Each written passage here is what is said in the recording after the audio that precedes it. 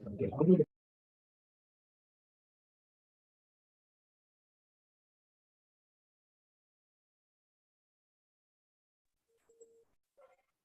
College లేదా? మా college ఎందుకు వస్తుంది యూట్యూబ్ మొన్న ఫోటోలు దిగలాడా? ఏందల్లా ఏంది చేసుకోవాల మీరు అందరం దిగల మీ చేస్తారు అందరం.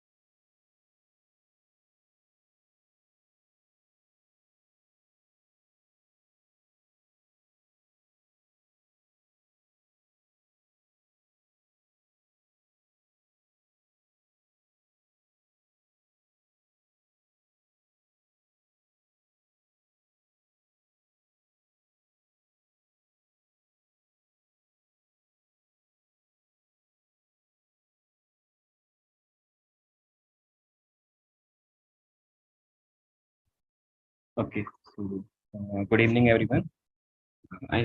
I hope I'm audible to everyone. Good evening, sir. Good evening. Good evening, sir. Good evening, sir. Yes, sir, we can hear you. Okay, thank you. So we should start, I think. Okay, let me share my screen first. Is my screen visible? Yes, sir. Okay, thank you. So okay, so we'll continue from the where we have left yesterday. So yesterday we have covered basics of NumPy and some bit of Matplotlib library, and actually we have planned this one in the yesterday session as well, but as time was over, Karthik has left in between, and we'll continue from there. We'll cover some of the part of the NumPy, the basics of that, and we'll then move to the implementing the linear regression model using NumPy. Okay, so let's get started. Before that, if you have any doubts, is anything unclear about whatever we are discussing here, you can stop me and ask your doubt at the same time, or later you can also ask. Okay, fine. So I have some doubt from the yesterday, something. So shall I ask in the later one? yeah, you can those doubts you can post on the discourse, or you can ask later after the time, Okay. after the session, because I'm Okay, to after session cover I some will. part of that. Yeah, because the 2 hours should be sufficient. I mean, less time for covering all those things. So if time permits, we can discuss those doubts. Okay. So Sir, could you please share the collab notebook? Today we are doing which one? okay, so give me 1 minute. I will add those collabs into the day 2 folder in the same. I think if folder is being shared with you all, so you can check it out, and there you can find these collabs which we are going to use today. Okay. Sir, where will I get that? You must have got a folder, right, for the workshop. Yes, sir. I got in that. Yeah. So let me add those 2 collabs there. Then probably give me 1 minute. Okay. Sir, actually, day one folder Sir, itself actually, is I want to unusual. do it side by side. When you will be doing, I will also do. That's why I was asking. Okay, but make sure that you make a copy of that and then do in Yes, sir. Yes. different collab, right? Mhm. Okay, so give me 1 Yes. minute. I have to add those collabs there. Okay. Another a request, sir. Like if you can continue from the bivariate Gaussian model, like the last topic we covered over the collab notebook 4, and we have also a topic left like the Gauss Gauss matrix model. The GMM is left in the previous like in the fourth Google Colab set.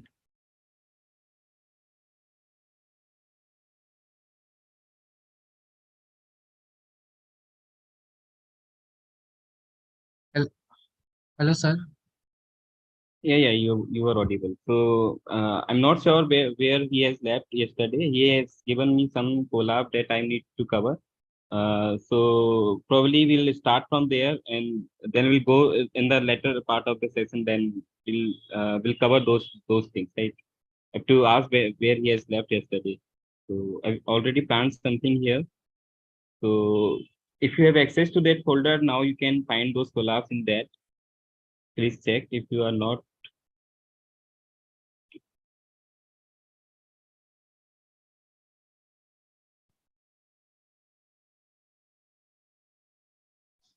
Sir, the folder is still empty. I've already updated. Actually, that's it in day one only, guys. In day one, you can have it as a seat. Can you collab. refresh and check it now? No, we can. I can see two files over there in the folder. Yeah. So folder. we'll be using these two collabs. So you have you don't have edit access, right? You only will have the. Okay. So probably you can make the copy of those collabs, and then if you want to work along with the session, you can use those collabs. Okay. Sir, but apart from that NumPy array collab, there is one more collab of contour plots and all that, which is still left. 2 collabs were left yesterday. Hello, am I audible? Yeah, you are audible. So yeah, we'll cover those things as well. Okay, sir. Okay. So is my screen visible now? Okay, so I request you all to please mute yourself and unmute only when you have any doubt regarding the course. Okay, so let's get it started. So here will first important part is on.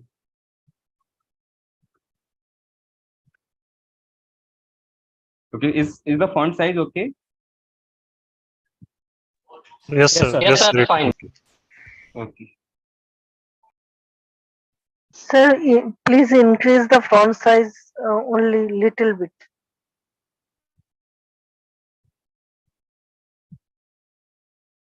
That's fine. Yes, sir, fine. Okay, so here the first thing we are gonna see here about the reshaping of different NumPy arrays. So as you know that NumPy arrays are vectors and matrices or even tensors in the higher dimensions. So just to bring all these things in the same page, you must have seen this in yesterday's session as well. So here you can see this is a vector, this is a matrix, and all matrices, vectors, or tensors, or even higher dimensions arrays can be formed using the NumPy arrays. For example, if this x is an one-dimensional array, or say it is a column vector, and where this M is a matrix of say 3 cross 2, right? So these two can be represented using the NumPy arrays. And for example, if I am to define x, I can make use of np.array, and I can pass this as a list. So in the list, I'm to create. So here I'm to create a vector of the shape 3 cross 1, where three are the number of rows and 1 is column. So these rows I can pass as the top of the list. So I can pass 1. This is my first row, and second row I can pass as 2, and similarly I can pass another row which is third. So this will give me a vector of the shape 3 cross 1, right? It's a column vector, and you can check it as well. X dot shape will give you the shape of this array. So this is a column vector. Similarly, you can draw a row vector as well. So if I just say x equal to np dot array and just pass the one row. So let's say I'm just passing 1, 2, 3. So this is my one row, and I'm passing only one row. So this will become my row vector, right? So what will the shape of this? This gonna be your 1 cross 3, right? Because there is only one row and 3 columns, right? So the shape of this gonna be 1 cross 3. And similarly, I can define my matrix as well. And even more higher dimension arrays you can define using the right. So remember, you pass as a Sir? list, and every row Hello, should be sir. passed as a list. Yes. So if I write x is equal to np dot array within brace within third bracket 1 comma 2 comma 3, then it will work or not? It will work, but this won't be a vector. So let's say this x I define as np dot array, and I just pass as numbers, and now this is not your vector. So if I run this is not my vector. This is my a flatten array. Flatten array means that don't have any dimensions. Okay, so if I check the shape of this, so it shows only, like, remember 3 comma and the blank thing. So it shows this is in a flatten array. There is no row, no columns as such. There is no dimension as such. So this is only this is flatten array, right? And this is again useful, but if you have to define a vector or a matrix, then you have to pass those rows and the columns, right? So it's not wrong. This is a flatten array. We call it in a flatten array in Numpy array. Okay, so it's not of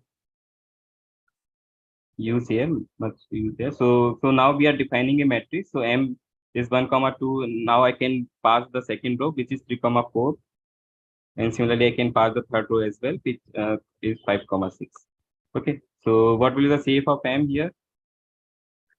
This is gonna be 3 rows and 2 columns. So 3 comma 2 gonna be my shape of this array. Right. So using the Numpy library, I can define any dimensional vectors, right? One dimensional vector or matrices are even more dimensions of them. Right. Now for first task is to reshape those vectors. So let's say this is my column vector, this is my column vector. So I'm to convert this into a row vector, or say this is my matrix of the shape 3 cross 2. I'm to reshape into the shape of 2 cross 3, and or say let's say I'm to make a column vector of 6 comma column vector of the shape 6 comma 1. Something like the reshaping, we can use the functions called reshape. So let's say this is your vector x, right? So if I define this x vector, this is my row vector. So I can pass this. Let's say this is my row vector. Now I'm to and if I check the shape of this is my 6 comma 1, right? Because sorry, 1 comma 6, because there is 1 row and 6 columns. Now I'm to define a vector with the same entries, but now I will change the shape of this matrix. Let's say I just make use of reshape function, and I can pass that shape here. Let's say I'm to make 3 cross 2. So 3 comma 2 I can pass, and this will give me new array with the shape 3 cross 2. So if you can check here, this the shape of the new array gonna be 3 cross 2. So 3 rows here, 2 columns here, but the entries are coming from x itself, right? So 1, 3, 2 comma 2, 4, 5, 6 will become the new matrix, right? Now, and the notice here that if I check the x here, x is not changed. It's not changed. This creates a new matrix or new array, but the different shape, right? Here the shape of x is not changed, and if you have to make this in place changes, means if you have to make the change in x itself, then you have to pass a variable name, or you can say that the shape of x, just change it to the desired shape, right? So let's say I'm to define this because now the shape of x will change, or the x itself will change, right? So the point is x dot reshape won't make the changes in place. It creates a new matrix. Okay. So now you can see the x has changed. Otherwise, the initially x dot reshape doesn't make the changes in place. So this will create your new matrix, right? So x dot reshape, you can make any changes, and you can make the changes in the shape of x matrix. What if I pass 3 cross 3? What do you think? What will be the I'm sorry answer to of this? interrupt. I'm sorry to interrupt. When we passed, we did x dot reshape 3 cross 2. How did it take the numbers? It's in order. It comes in order. So in the first row, it will take 1, 2. In the second row, it will take 3, 4. And in the third row, it will take 4, 6. Let's say if I am to give 2, 3, right? So what will happen? There will be 2 rows. In the first row, the number will be 1, 2, 3. And the second row, it's gonna be 4, 5, 6. So it always comes in the order. Okay. Okay. So if I pass 3 cross 3 here, it will show error, as someone has mentioned, just because it should be of the same size, right? So here size was 6, and here size become 9. So that is not possible. And but what you can think, if you are not sure about the number of number of columns here, because here I can see number of 6. Let's say you have x of the very large size, there you don't know what is the size, but you want to make 100 rows from those. So what you can do, you can define, let's say I'm to define 2 rows and I'm not sure about the number of columns. So what I can pass here, I can pass -1 here. It will automatically decide how many columns should be there, right? So now you can see, let me call it another metric. Let's call it A. And if I check the shape of A now, it will automatically decide what will be the shape of A. It will take two rows and the column it will automatically decide, right? So here will be 2, 3. Let's say if I pass here, let's say let's say 4. Will it work now? No, sir. No. Because for any 4, the size cannot be compatible with this 6, right? Because 4 cross something should be 6. That is not possible. So 4 will not work, right? So it will throw an error, right? So it will throw an error because 6 cannot be compatible with the shape of 4 cross something. Okay, so Sir? 2 will work. Sir? Yes. In the first line, even if we don't take 2 parentheses, if we are taking 1 parenthesis, like a square parenthesis, then also it is serving the purpose, sir. Like it is converting it into. Yeah. Again, you can, if this is a flatten array, again the flatten array can be converted to any shape. So here the shape of x was, let's say the shape of x was what? So here I can write x dot shape. So here it was a flatten array, and you can now can convert into the matrix or a vector, right? So initially the shape of x was 6, right? It's what is flatten array. Now you have converted this into the matrix of shape 2 cross 3, right? So any flatten array or any vector or any matrix can be reshaped. Just make sure that the dimensions or the size of both the matrices or vectors are same. Okay, so that's the use of the reshaping thing. So why we are using -1 here? -1 is just make sure the numpy itself will automatically decide how many columns should be there. Let's say there are too many numbers and you don't know how many numbers are there, and you want to make 2 rows. You want to make a matrix of 2 rows and some number of columns. So the numpy itself will decide how many columns should be there, and it will take two rows instead. If I pass 3 here, it will take 3 rows and number of columns it will automatically decide. Okay. So here you can see it will taking 3 columns and the column should be 2, right? Okay. Similarly for m, you can make those changes.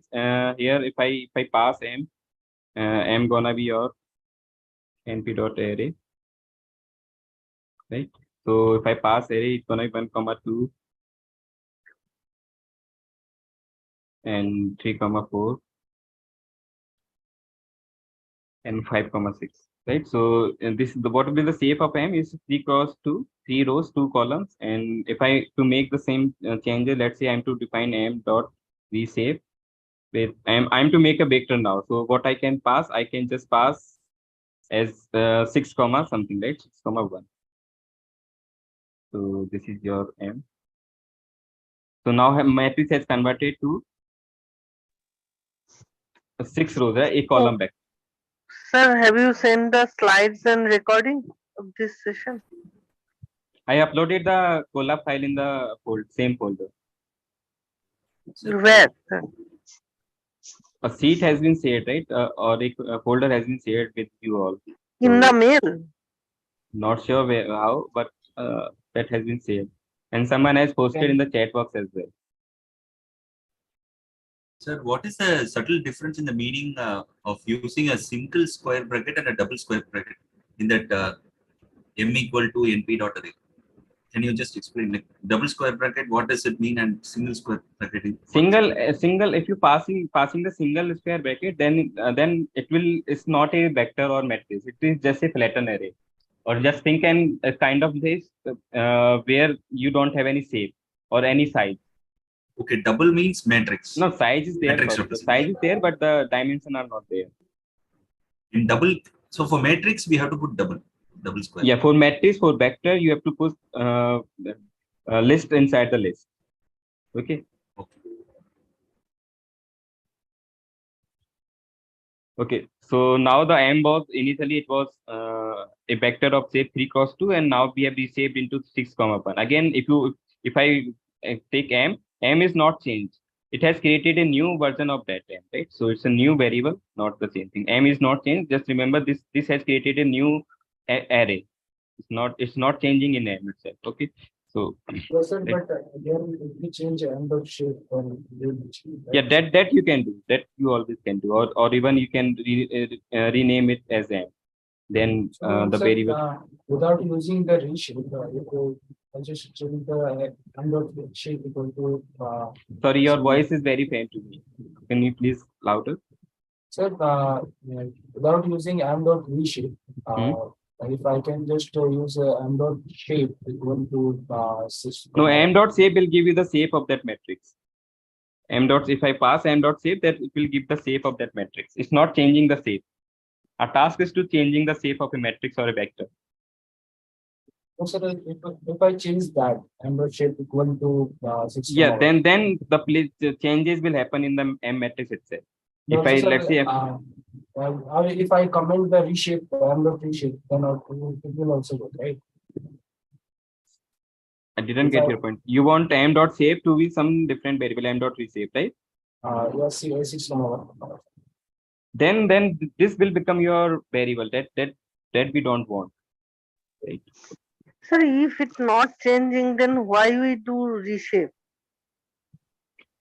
Sorry, I didn't get your point. Reshape means we are changing the orientation of row and column. Yeah, so it creates a new array. If you want to change in M, then you can again rename as M. Now M has changed to this matrix, different matrix. 6 row and 1 column. Yes.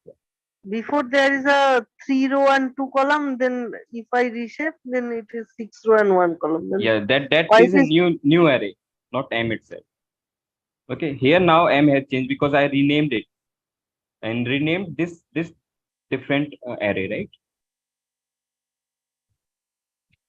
And you must have seen this in the Python course as well, how to create a copy and how to make the changes in itself, right? So this is the whole idea of reshaping. You can make, you can change the shape of the matrix or a vector, and you can play around this. You can take your matrix, vectors, or flatten array, and then check how it's working. Okay.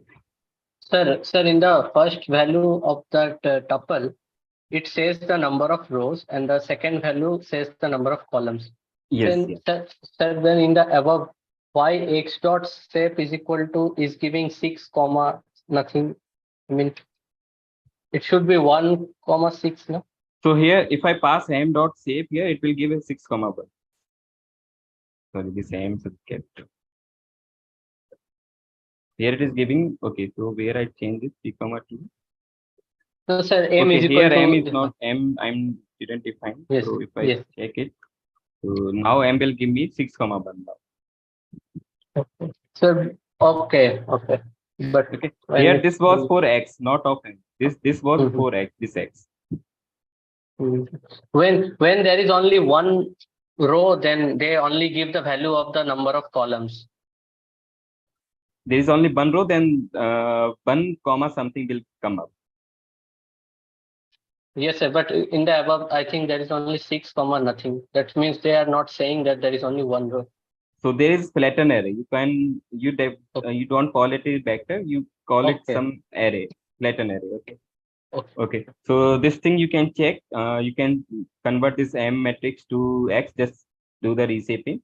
And here it was 2 cross 3 and you can make it 6 comma 1. Just reshape this into 6 comma 1. You can check it out and do by yourself. And again, matrix to matrix here, it was 2 cross 3. And if I'm to make it into 3 cross 2, just reshape this M matrix, and you will get a different matrix of the shape 2 cross 3, right? It's just kind of reshaping this thing. So all this you can try, and we have already done this. Okay, now come to the next part, which is doing some kind of operations like additions and subtractions, or say multiplication by a vector quantity. Okay, so for here, I'm taking M as this 2 cross 3 matrix and B as a 1, 1, 2, 3. Can I add M plus B? If I define an M here, so M I define this thing, right? So that was same answer. No, row column is not same. So can I add those matrices, or say this where this thing, right? So can I add this M and B? Yes, it can be. So algebra says Also, that you cannot add these two vectors, because addition is only possible when the shape of the matrices are same. But the Row NumPy and column is same, then addition. yeah, then only you can add. But the NumPy provides a techniques which is called broadcasting, where it makes these matrices into the same shape and then add. So what it does is, here the shape is 2 cross 3, and here the shape is 1 cross 3, right? So it will create a new copy of this row and add into B, and then add into M. So what happens? So let's check here what's happening. Let's create B first, np.array. So I can pass it as 1, 1, 3, 2, right? 1, 2, 3, right? So here, but algebra says that you cannot add. But what happens in NumPy? It just, so here you can see. Okay, so this is 1, 1. This was 1. The M is not defined properly. No, This it is should 1, be 2, 1, 3. 2, 3, na? AM should be 1, 2, 3, and then 4, 5, 6. The rows basically, no? The matrix is 3 is to 2. Got the point. 3 is to 4, comma. The space has to be equal. No? Yeah. Okay, so here what you can see that M plus B is being added, right? So what happens here? So let's assume this thing. So here let's assume that original the matrix A is 4 cross 3, where you have 4 rows and 3 columns, and the B matrix is of the shape 1 cross 3, where there is a 1 column. So what here happens, if you add these two matrices, it stretches the B matrix to be the same shape as A. So the shape is 4 cross 3, and this stretch B will be stretched to become the shape of 4 cross 3. So these copies of this row, 3 more copies are being added into B, and then the addition takes place, right? So you can think 3 new rows and as 1, 2, 3, and then add into the A part, right? So if you here, if I add these two things, what will happen? A new copy of 1, 2, 3 will be added as a new row to B to make sure that the shape of M and B are same, right? And then the additions takes place. Okay, so this is called broadcasting. So if I take B as 1, 2, will this stretch or not? No, it will throw an error, no. and the error will throw No. this particular error. So it will show that it cannot be broadcast. It means that the broadcast rule says that at least one dimension should be same.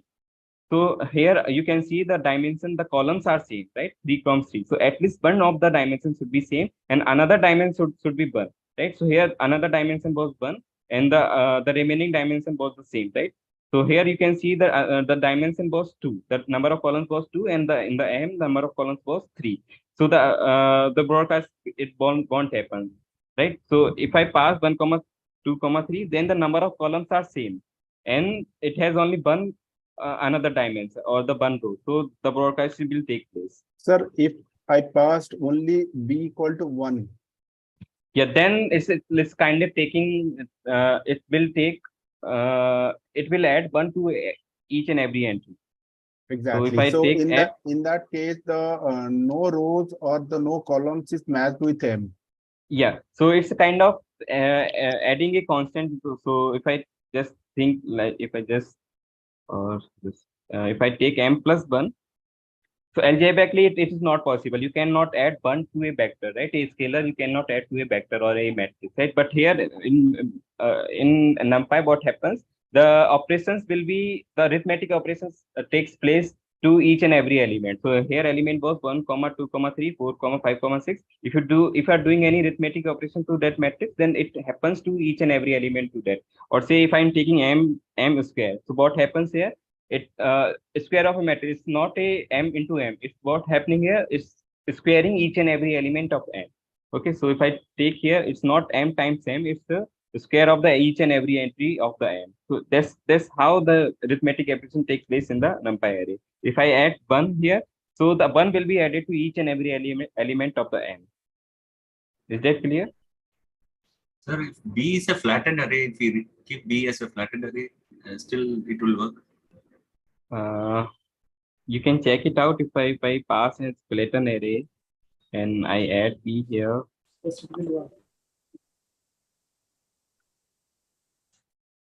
It's still working, so it will flat. So one dimension should be same and another dimension should be same. That is the rule for broadcast that you should follow. Otherwise, it will throw an error. What is the other rule, sir? The first part is one of the dimensions should be same, right? The another should be the number of the another dimension should be 1. So here it is 1 row. If I let's say if I pass some more dimensions to this, let's call 4, 5, 6 here, and let's add 1 more. 8, 7, 6, and if I want to add this will take place because now it will stretch to 4 cross 3 and it will take place. But if I pass two rows here, so let me pass 2 rows here.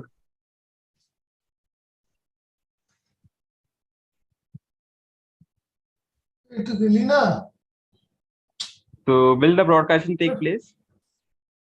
No, I think no. It won't take place because here the shape was 4 cross 3.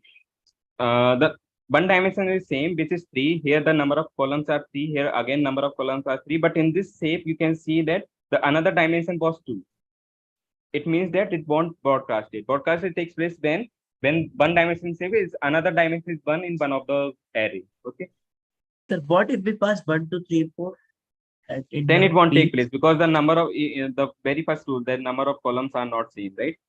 So number of columns are not same, then it won't be broadcast. Right? So won't it add column wise then? Yeah, then if I add column wise add, then it will stretch along the column. So if I add as a okay, got it. Yeah. Got it.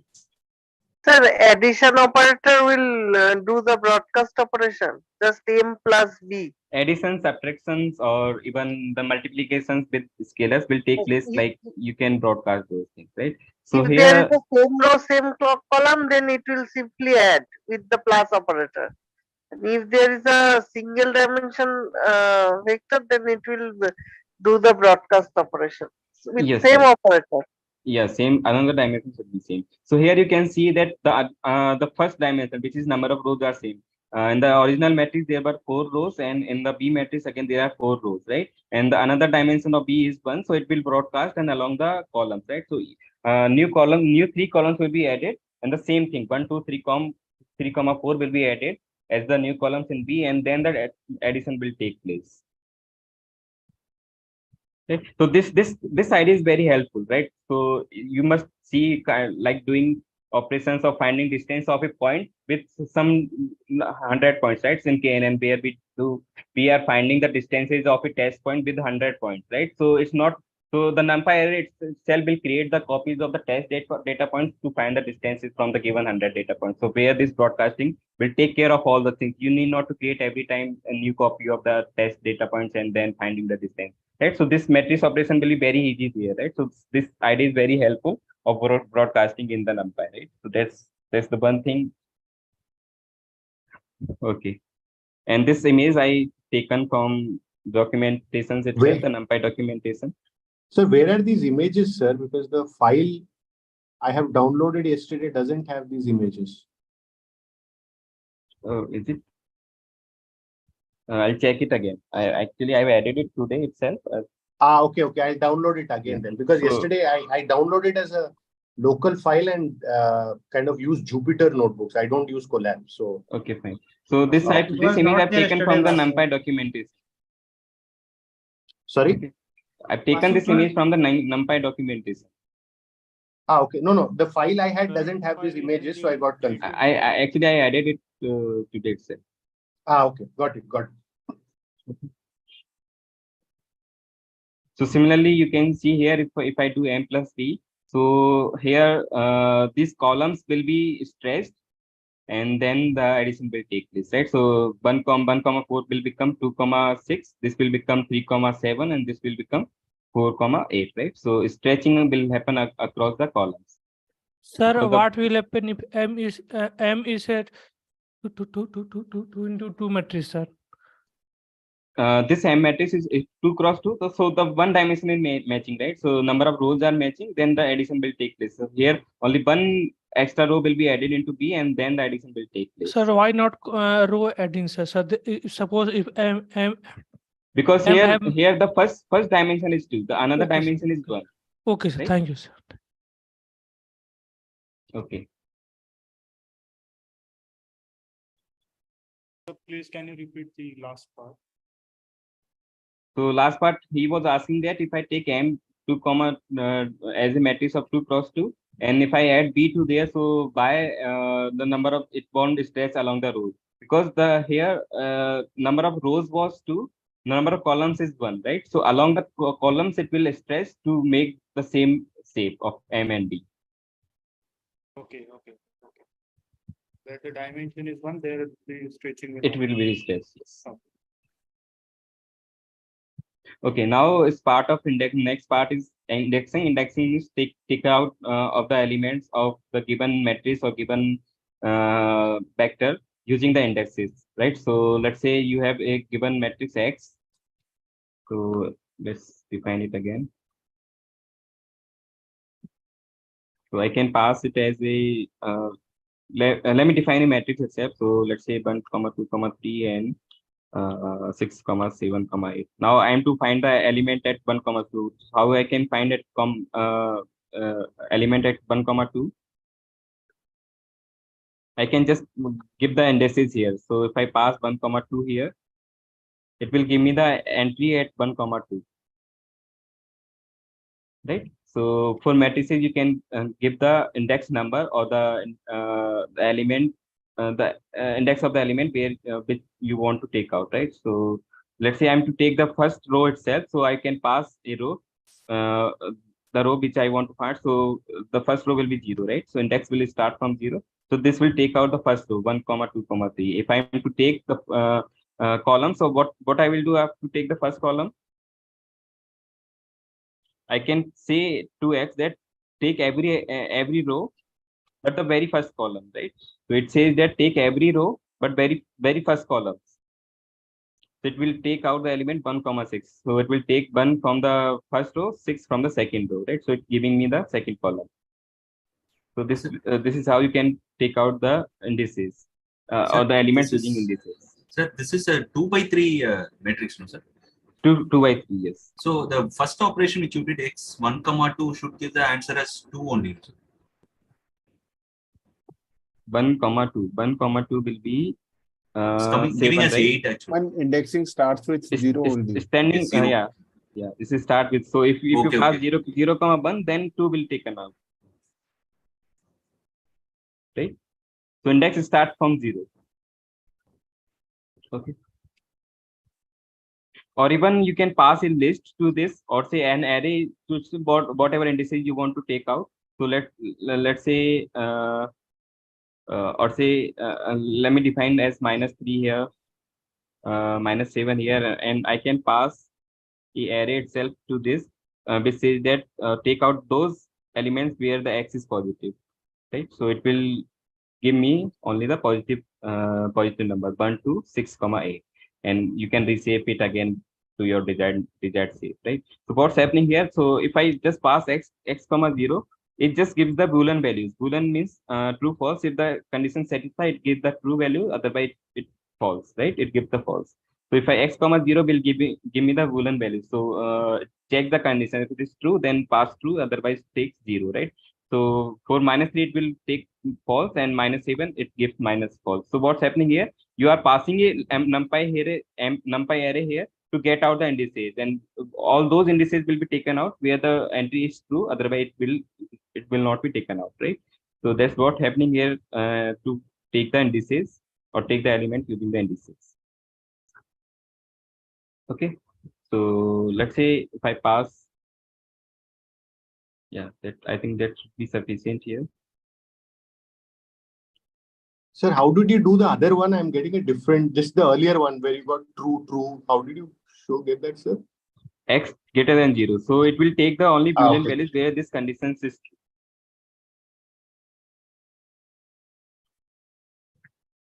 Okay.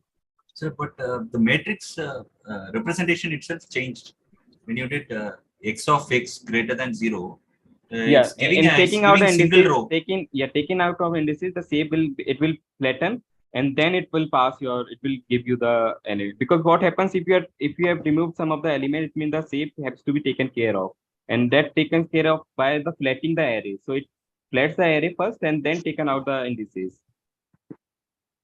Okay, now you can change the shape as you desire. So now is it a flattened array or it's a single row matrix? Sir? It's an flattened array. You can check the shape. Oh yeah. Right? So it's an flattened array. Sir, is there any difference between flattened array and Numpy series? Yeah, this is different. It doesn't have the second dimension. What about Numpy series? Numpy array or the one-dimensional array has a 2 dimensions. If I pass x dot shape, so if it, let's say 4, 1 comes up, then it has 2 dimensions, 4 and 1. Okay, but if I pass as a flattened array, then it has only 1 dimension, which is 4. This not have the second dimension. Okay, you will know how the flattened arrays comes into picture when you will do model in some real or say machine learning model. Then you will know what is the use of the flattened array over the one-dimensional array. Okay, so like image data set where you flatten your array and then concatenate different test examples of the features. So there it is useful where you have to first flatten the array and then you have to add something to that, rather than just adding into the different numbers. So, Sir, how do you do that retrieving indices 136? 136. On the top, it's written here. So here a matrix was your a row vector. So if I pass as a row vector here, so if I pass a row vector here and I've taken out the indices, so you will take pass index 0, you will pass index 2 and pass index 3. So you can take you can pass the list here which is 1 or say 0, 2, 5, right?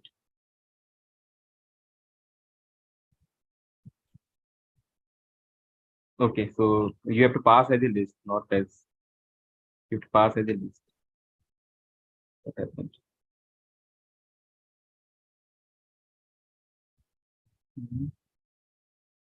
Index 2 is out of bound. Index 2 is out of bound.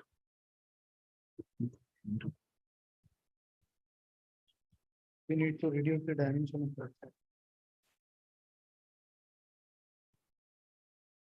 It should work, I think. Check.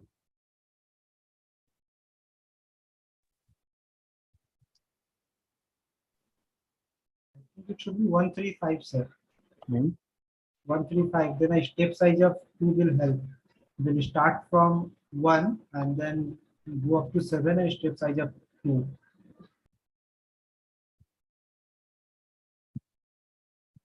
Okay, if I pass as a row here, then it is going to be another, right? So here it is taking the first row and the second column. 2 out of bound. So that's this. Sir, I think we have to add colon here first, colon, comma. No, that is for finding the rows. So here it was asking for the rows, for a vector row vector, you have to take on out the element here. So here you can pass as an array. If I'm not wrong. No, that will work. Hello? So I think we can give Hello? 0, 0, and then we can 0, comma. Not 0, 1, 1. No, that will work with x has to be, if x is a flattened array. So the first element is 1 na, in the answer. So 0, 2, this should work. and the index of that is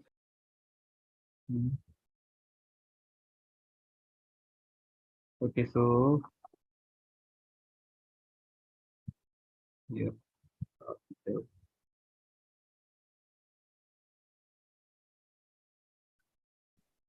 So I think you cannot take out elements from the Sir, backslash I cell. think you'll have to keep a colon first. Like No, that is for every element from for that row. That is okay. So let's say here x is defined as a row vector 1 comma 2 comma minus 3 comma 2 up to 8. And if I have to take the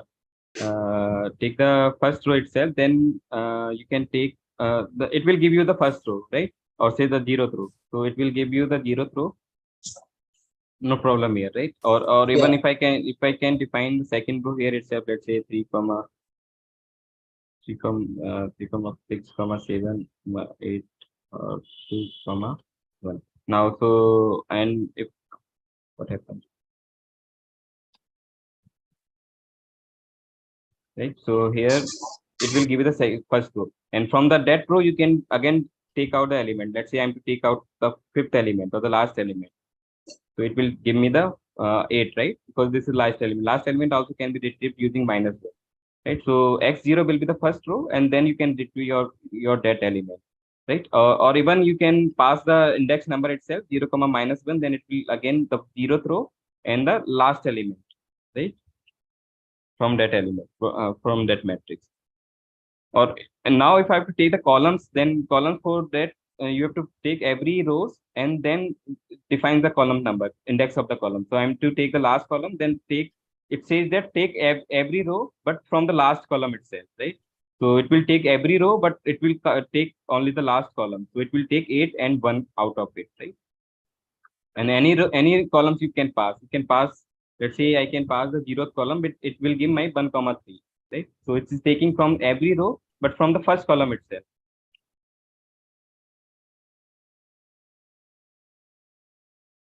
Can we pass the list as a second parameter where 0 is there? Pass the list as the Where 0 is there, can we pass the list here? Yeah, number of elements, right? Yeah. So every row, but the first 0th column and the first column, right? Every row, 0th column and first column. So 1 comma 3 and 2 comma 6 will pass, will taken below, right? So this is the one which we were looking last time. Or there you can take out the first row itself. So it says the first row or the second row. The index is sometimes confuses. So 0th row, it means the first row, right? So now it will be taken 1 comma 2, right? Sir, in inner bracket we are taking 0 and 1, and first index and second index. Yes, 0th so index and 1 index. Yeah, Sir, 0th index. cannot understand the instruction. Can Sorry? we take it non-continuous 0 comma 3? So 0 comma 3, right? In the first row you want. No. No, yeah. That you can take. That From is all not an rows. issue. Yeah, that you can take. So here again it will take the 4th row and the first row. So 1 from the first column and the 4th column will be 6, right? This one. That you can do.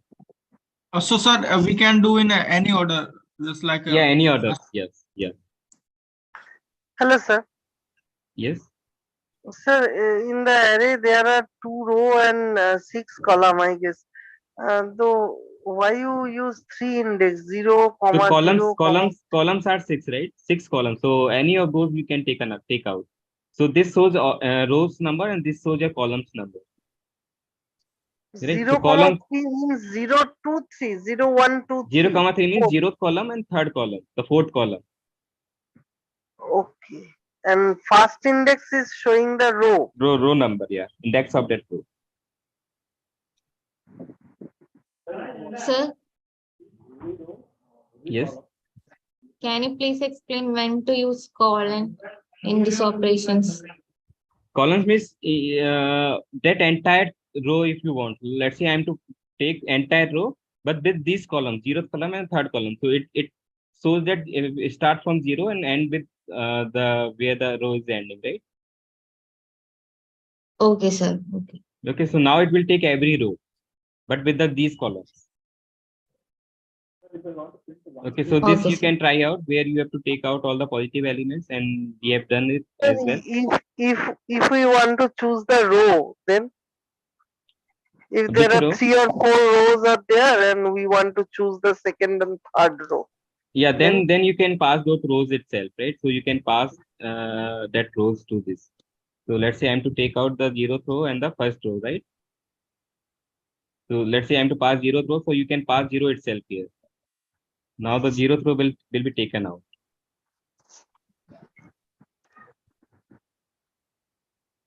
Okay, and if I pass 0, 1, it means the rows will taken out, but from 0 to 1. Right? Or if there are 2 rows, so the last one is not counted. So 0, 1. 0 to 1 will be counted, right? So 0th row, set row. So if I add one more row here, let's say if I add one more, 3, 4. No, So I am let's saying I want to choose row number 1 and 2 and column number 3 and 4. yeah, then take the comma here and the columns that you want to pass out. Let's say I'm to take fourth column, right? So it will take from rows from 0 to 2 and the fourth column. So here this is the mistake. The fourth column, right? So 0, 1 rows will be 0 and 1. This row and this row, and the column will be fourth column. So 6 and 8 will be taken out. Sorry, 4 means the fifth here, right? So -7 and 2 will be taken out. Sir, if I want to take from first row and third row. First, Sir, then, I think we should move ahead. We're yes, running out that's of what I time. want. Yeah, that's what Yes. I want to say. We can So, probably take up the questions you later can on. play around all these things. It's not like if I Yeah, I explain think we everything just will should be move come up. ahead. Yeah. So what you can do, you define your matrices, your arrays, and play around these values. It's not something new. You have done all Python courses already. So the idea of this workshop is to bring out these different functionality, and you can play around these values, and then only you will be comfortable with these things, right? It's not like if I explain and everything will be easy, very clear. So I recommend you to go and try out all those things and see how those work. Okay. So this we have already seen. Now next will be this question. I want you to try it out. Finding accuracy means that you have to check what is the predictions using this W for this data matrix X, and these are the true labels, right? So 1, 1, -1 are the true labels, and you have to find the prediction values using this weight vector. So how to make predictions? Predictions will be taken as X transpose W. If it is greater than 0, it will be taken as positive, and if it is not, if it is less than 0, it will be taken as negative. So this is your first element. The first column is the first example. The second column is the second example. So you have 4 examples with the 3 features you can think of, and you just make the prediction for these 4 examples and see how the predictions are, and compare with the true values and see what is the accuracy. So what you have to do, you have to find the predictions, and you have to take X transpose W, and you have to check if it is greater than 0, then make the prediction +1, and it is less than 0, then make the prediction -1, and see how they are differing from the true labels, right? And this is exercise you can try out. Now next What thing is function we will operates. use to get the Yeah, same thing accuracy? that we have done here. This different operations, right? No, How sir, accuracy. For accuracy, what? accuracy is how many correctly classified, right? So if you have 4 example, let's say you have classified as 3 correctly classified, then the proportions of the correctly classified points. So 3 by 4 will be your accuracy. Okay. Okay, so this is next thing where we have to make the operations row wise or the columns wise. So first operations that we are going to define as the sum. So let's say I'm to find out the sum row wise. Row wise means I have to 1 plus 5, 2 plus 6, 3 plus 6, 4 plus 8. That row wise I am to add those elements. So how to do? So there's function np.sum, and if I pass a here, so let me define first a. So a again np dot I can define 3-dimensional array. Let's say 2-dimensional array, but the 3 rows. Okay. Let's define 4, 5, 6, and 1, 2, 5. Okay, so this is my 2-dimensional array with 3 rows. and 3 rows and 3 columns. If I pass np dot sum of A, then what do you think will be the answer?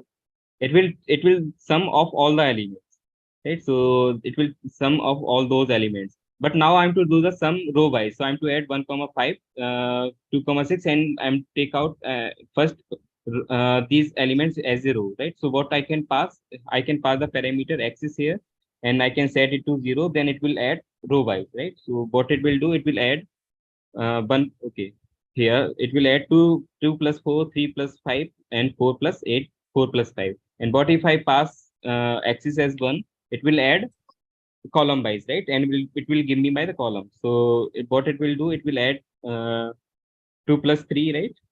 2 plus 3 plus 4, 4 plus 5 plus 6, and 1 plus 3 plus 5. So that will be the output of this thing. So 9 will be 2 plus 3 plus 4, and 15 will be this 5 plus 6 plus 4, and similarly this thing. So I am to do operations row wise, then I have to pass axis as 0. And if I have to do operation along column wise, I have to pass 1 as the parameter, okay, for this axis. Got the point?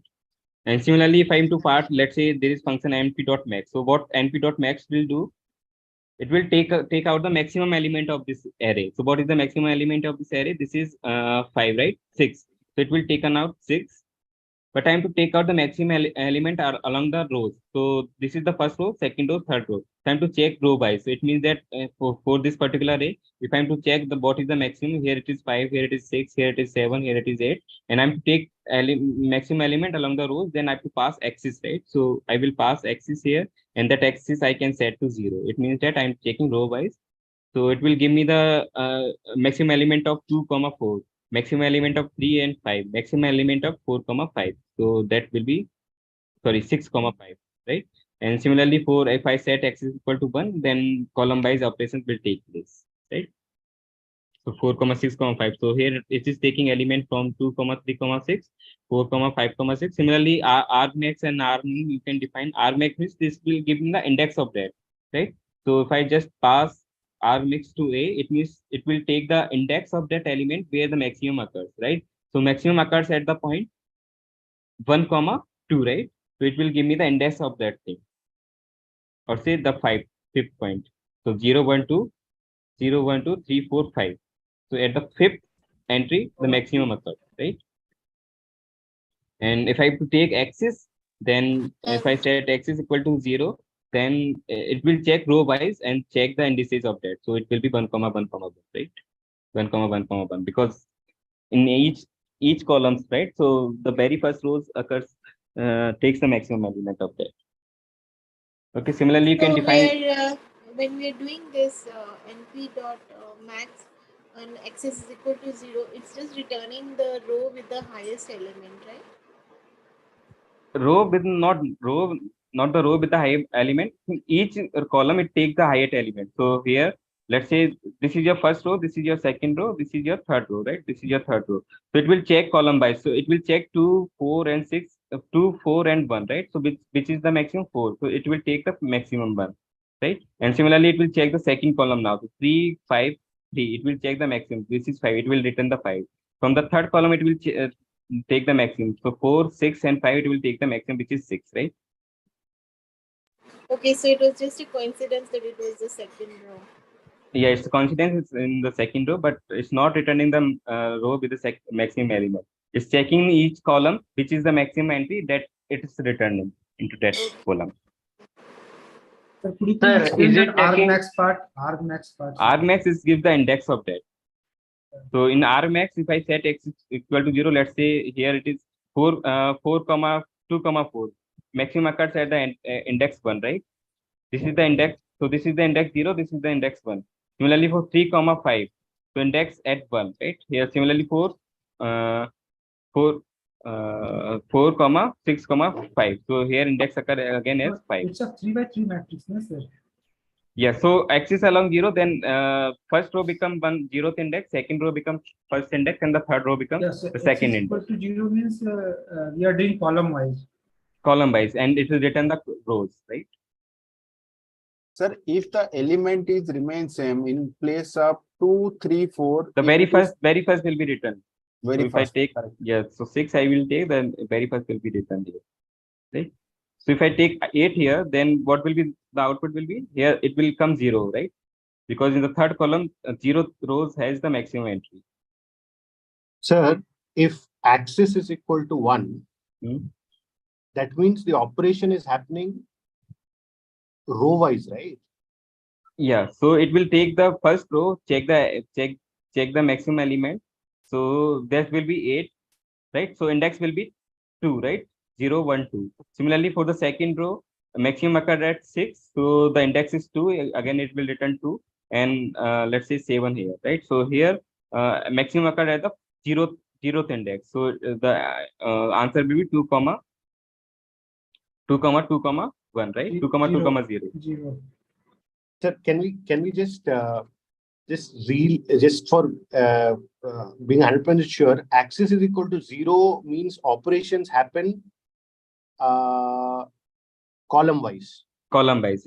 Every column it will check and return as a row. And right? so okay, and axis is equal to 0 is column wise, axis is equal to 1 is row wise. Row wise, but the indexes are along the columns, right? That's what is very confusing, sir. Okay, we'll experiment a little and figure out. Yeah, that is the right way to do that.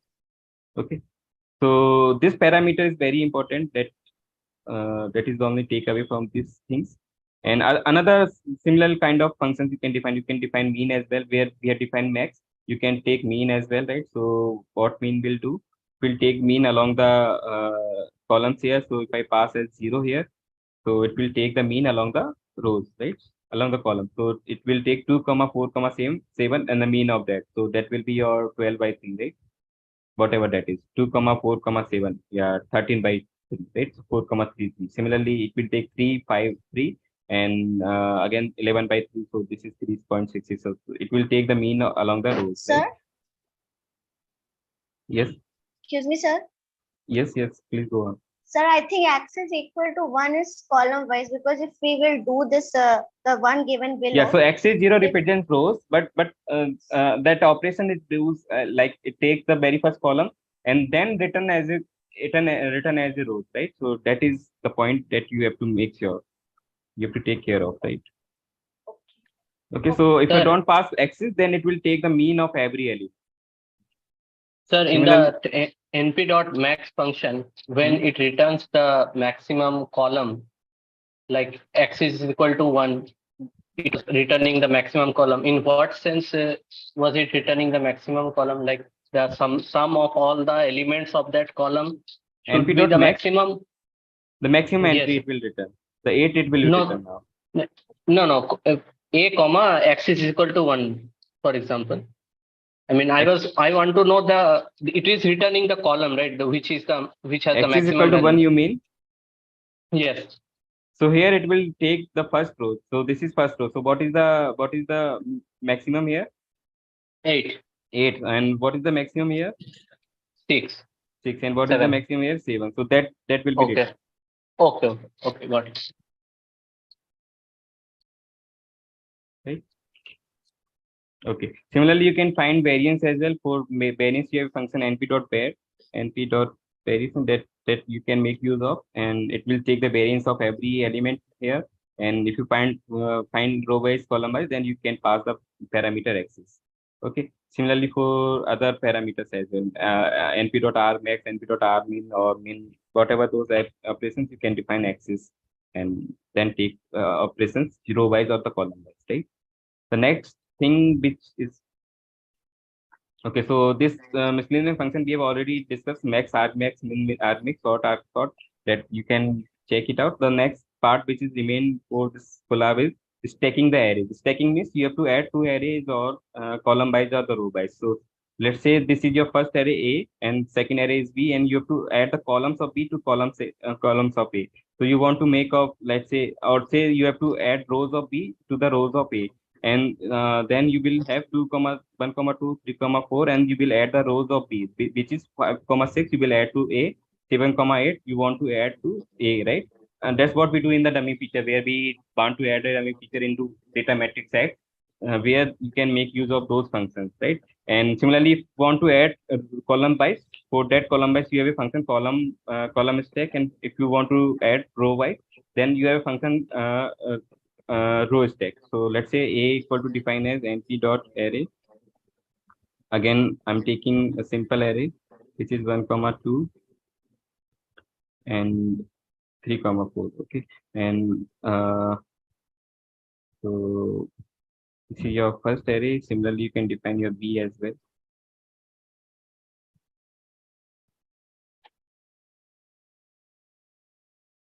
And 8, 9. Now, what you want to do, you want to stack A to B column wise. Let's say column wise. So what you can do, you can define a function np.column stack. Right. So this is the function for that. And whatever matrices you are stacking, those should be passed as a tuple. Right. Now you will pass those as a tuple. You want to stack A to B, right? Or say B to A, then you will pass those as a tuple. Now you can think columns of this B has been added to the columns A, right? So here columns of 1, 3, 2, 4. So 3, 8 has been added, and 4, 9 has been added to this. And what if I do row stack? Then rows of A, rows of B will be added to the rows of A, right? So here you can think 1, 2, 3, 4. Now the new rows 3, 4, and 8, 9 has been added to the B, right? So this is row stack and column stack to stacking different arrays. What if I stack 1, 2, 3, 4 to 3, 4? Can it be stacked row wise? No, sir. For stacking row wise, number of columns should be same, right? And for stacking column wise, number of rows should be same. Here I am stacking row wise, and the number of columns are same, right? Here columns are 2, here again columns are 2. Then the stacking will take place. No issues there. But if I add column stack, I do, it won't take place because the number of rows should be same. Otherwise, you cannot stack, right? So here it won't take place because the number of rows are not same, right?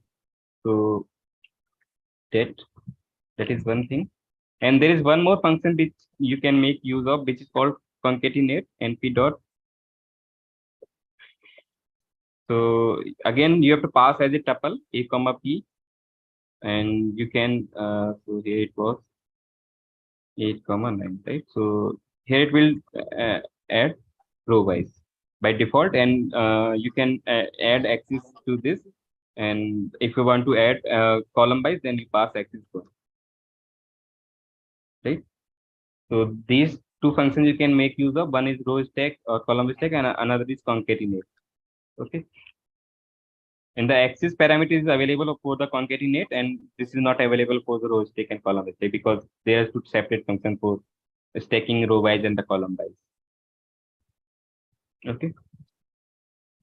So this is all for this particular slide, this particular collab. You can try out different functions, and there are many more functions in the Numpy. You can see the documentation and see how those work. Okay. So I think we should move to the next part now,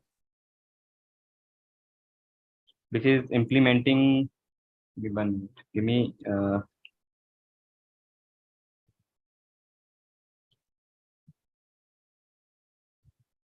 okay. We'll implement the linear regressions using Numpy. Okay.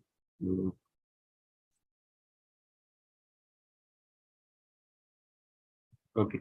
So the same thing, importing different libraries.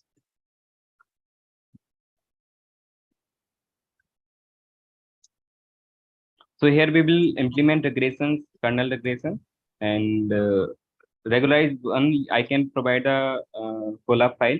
You can check it out. It's not different one. Okay. So again, importing and the training data set. So this training data set has been provided to you. So how this is generated? This is again a toy data set. So again, using Numpy it is generated, and this set the random seed. Random seed means that every time you run this code, the random numbers that you have generated won't change, right? So that's where we use the seed number. So for generating the training data set, I have make use of the function np.arrange. So what np.arrange does? Have you done this in the yesterday's session? Yes, sir. It was told. Yes, sir. You have done, right? So np.arrange is just create the equidistance number, right? So if I pass 8, then it will create my equidistance number from 0 to 8, right? And with the distance of 1. And if I pass the initial starting number as well, then it will create the equidistance number from 5 to 8, right? And with the distance of 1. And I can even pass the step as well. If I pass 2, then it will take the step of 2. Then it will create 5 and 7 itself, right?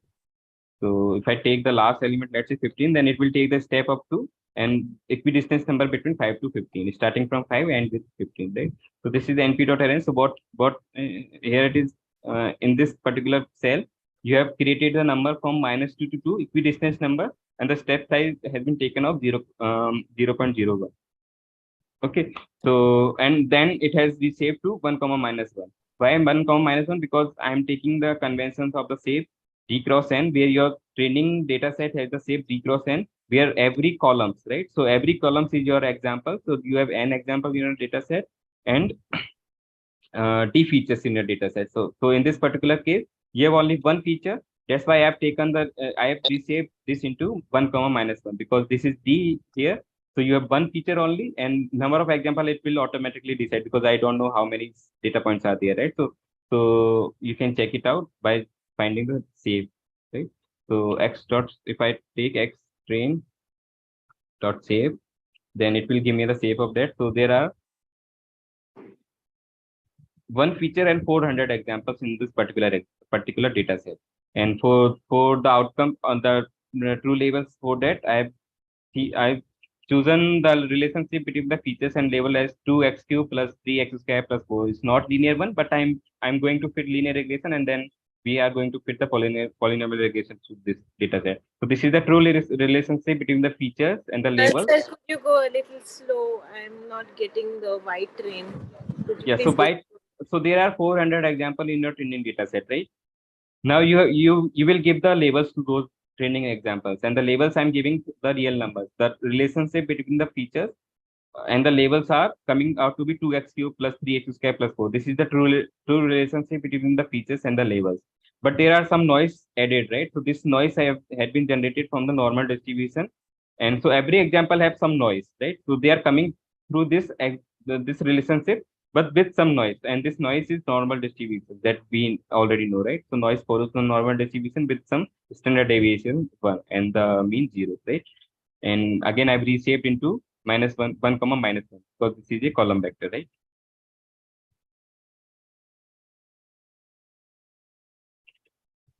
So this is how your x train and y train has defined, and you can check as the shape of both the things. So y train, I want it to be a column vector, right?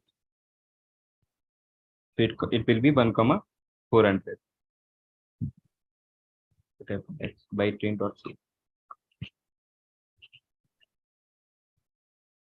Sir, does 1 comma 400 does not mean that there is one row and 400 columns.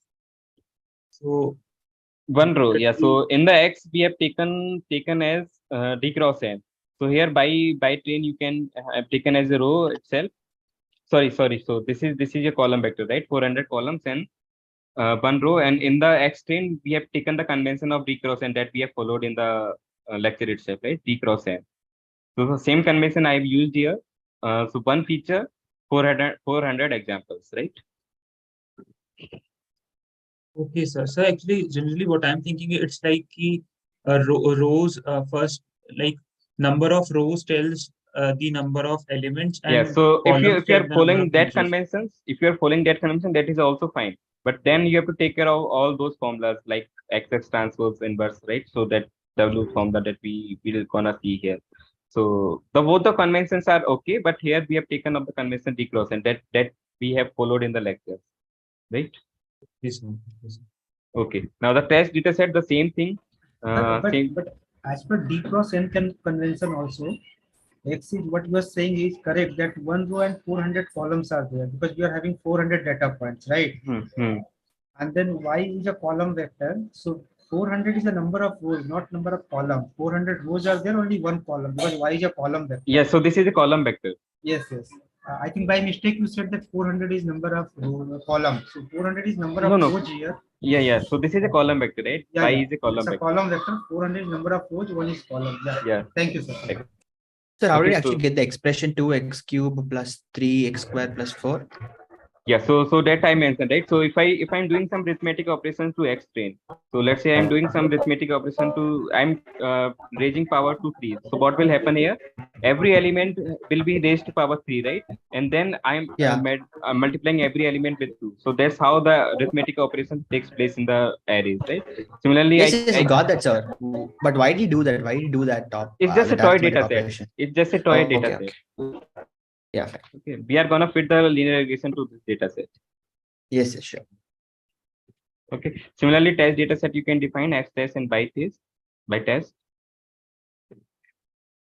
Okay, fine. Now our task is to fit the model, and what model says, model means that you have come up with a function which take the data points and give me the prediction. So so if my data points is x1 to xt, you have d features, and if I pass that example to this function, then it will give me the prediction. So this is the model, and we have to come up with this function, the best function for that, right?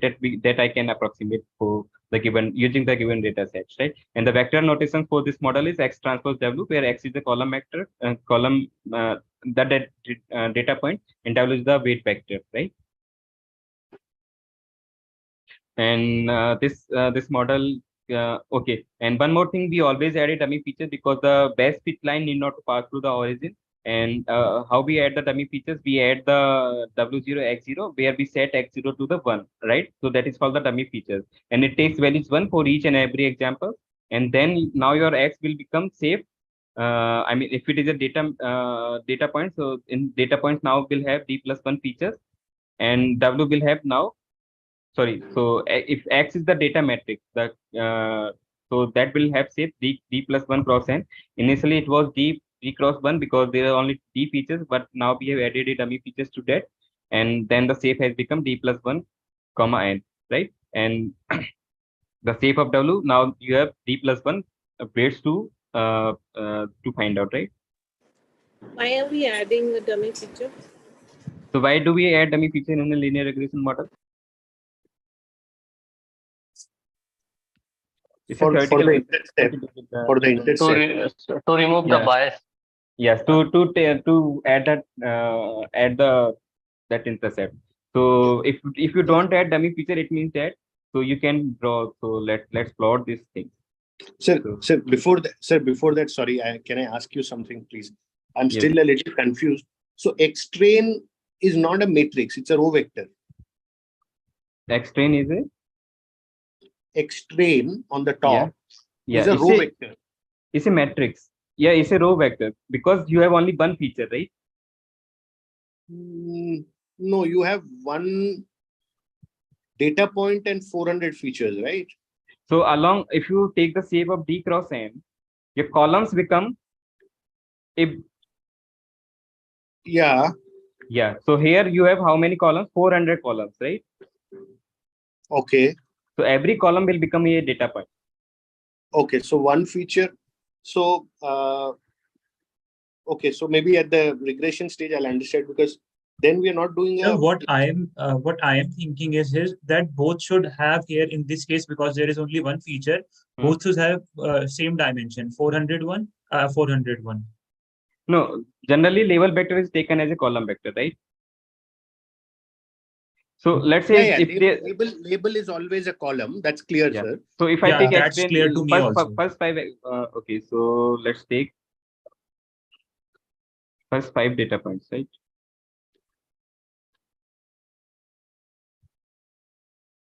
So this is your first 5 data points. So -2 is your first data point. This is your second data point. This is your third data point, and this is similarly these 5 data points you have. Right? So x dot shape means along the columns you have number of examples, and there are 400 examples. So basically, x train is one feature and 400 data points. Okay. 400 data points. So another thing in that Y trend, so we are taking powers. Sir, isn't it a linear regression model? No, it's not a linear regression is not a best fit to this, but we start with the linear regression and then we'll go for the polynomial regression. So this is a polynomial regression problem. Yeah, because here it's one feature you can draw always and you can check it out. So this is a toy data set that we have generated, but you never know what is the distribution of the real data set, right? So in the if I take the first feature, right, x, right? So first features comes along the features come along the zeros, right? And x train it, or you can just plot x train along the pi, right? So what do you think the relation will be? By train.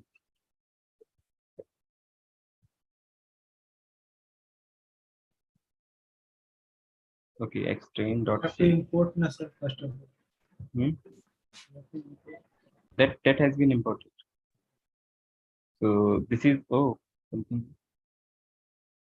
That should be point. Okay. So what we can do, we can take the points every feature, right? Features on the first point. So that will be a 0 or a 1. Okay, data point and something wrong. This one is out of the box.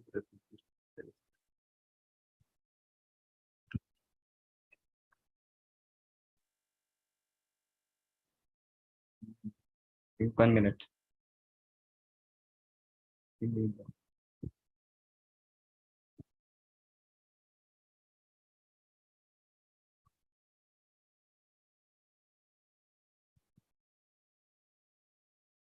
Okay, plot is not a function. Scatter is a function for drawing the scatter plot, right? Scatter. So if I take a scatter here, and if I take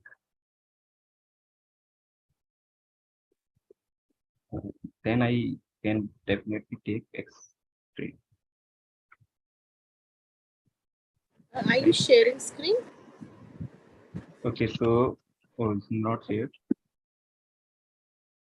Sorry.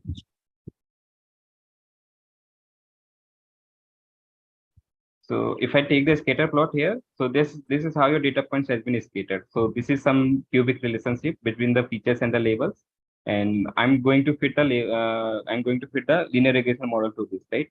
So best fit line I'm to find. Before you proceed, please, I'm so sorry to take you back. You've added a noise which is normally distributed 0, 1. I understood that part. Then this extreme shape 1 indicates 400, right? Yeah, 400, because for every example I'm to add a noise, right? Yes, and then what is this reshape 1? Reshaping. So this rp dot normal I have to come into this shape. So what is the shape of this x train? So the shape of x train, right? So this is your 1, 400. So I want this to be of the shape of 1, 400, right? Otherwise this addition will not be broadcasted, right? So what I can do, I can define as 1, 400. So I can define as 400 as well, or minus, right? So you have made it 1. Okay. Right. So I'm to bring this thing and this thing into the same shape, right? To make the additions take place. So that's why I've reshaped into the same. Dot T? Why the dot T? Then to add it. Yeah, because this was your 1, comma something, 1, 400. So the I'm taking label vector as a column vector. That's why I have transposed this. Okay. Okay. Dot T means the transpose of that vector. That's fine. It's rather complicated. It's very complicated. No, if you look at this, it's not very hard. So only thing I can see, the confusion I can see here is that the shape of the matrices, right? So here, this particular thing gonna be shape of 1, 400, and I'm adding noise to every data points, right? And if you see the shape of this x normal, so it's gonna be 400 comma something. To bring into the same shape of as this one, I just reshape this, right? And then because this entire thing was of the shape 1, comma something, and just to bring into the 400 comma 1, I just transpose all the vectors, right? Okay, so the extreme shape 1 takes 400 such noise points. Yeah, because for every data point I have to add some noise. Okay, if I don't add noise, what will happen? They will come into the curve itself, this curve. Yes. Right? So that I don't want, because I'm to fit a model, and I'm assuming that there is some noise into the data set. Okay, thank you. Okay, fine. We are running late. We are already very low. Okay. So similarly, the test data point has been generated. The same idea and same distribution as well. But now we have taken the step size of 0.02 and here it was 0.01, just to make sure that the test data points are less in numbers. Okay, nothing new there. So first task is to add the dummy feature. So how to add the dummy feature? So how many ones you have to add into your data? np.1. So let's say you call find dummy feature. So how many ones I have to get? 400. 400. So what is 400? X dot save.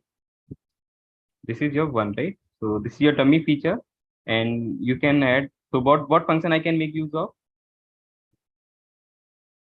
X train is not X. I always make mistake.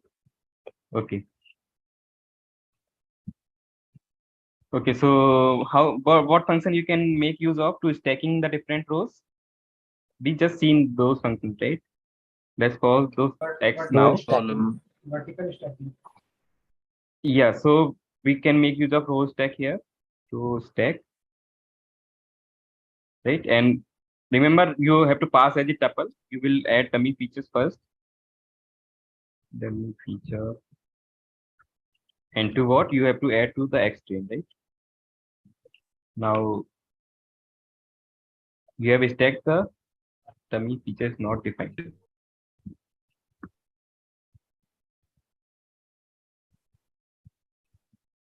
Right? But now. Okay, now if I check the safe of this, what do you think? What will the safe?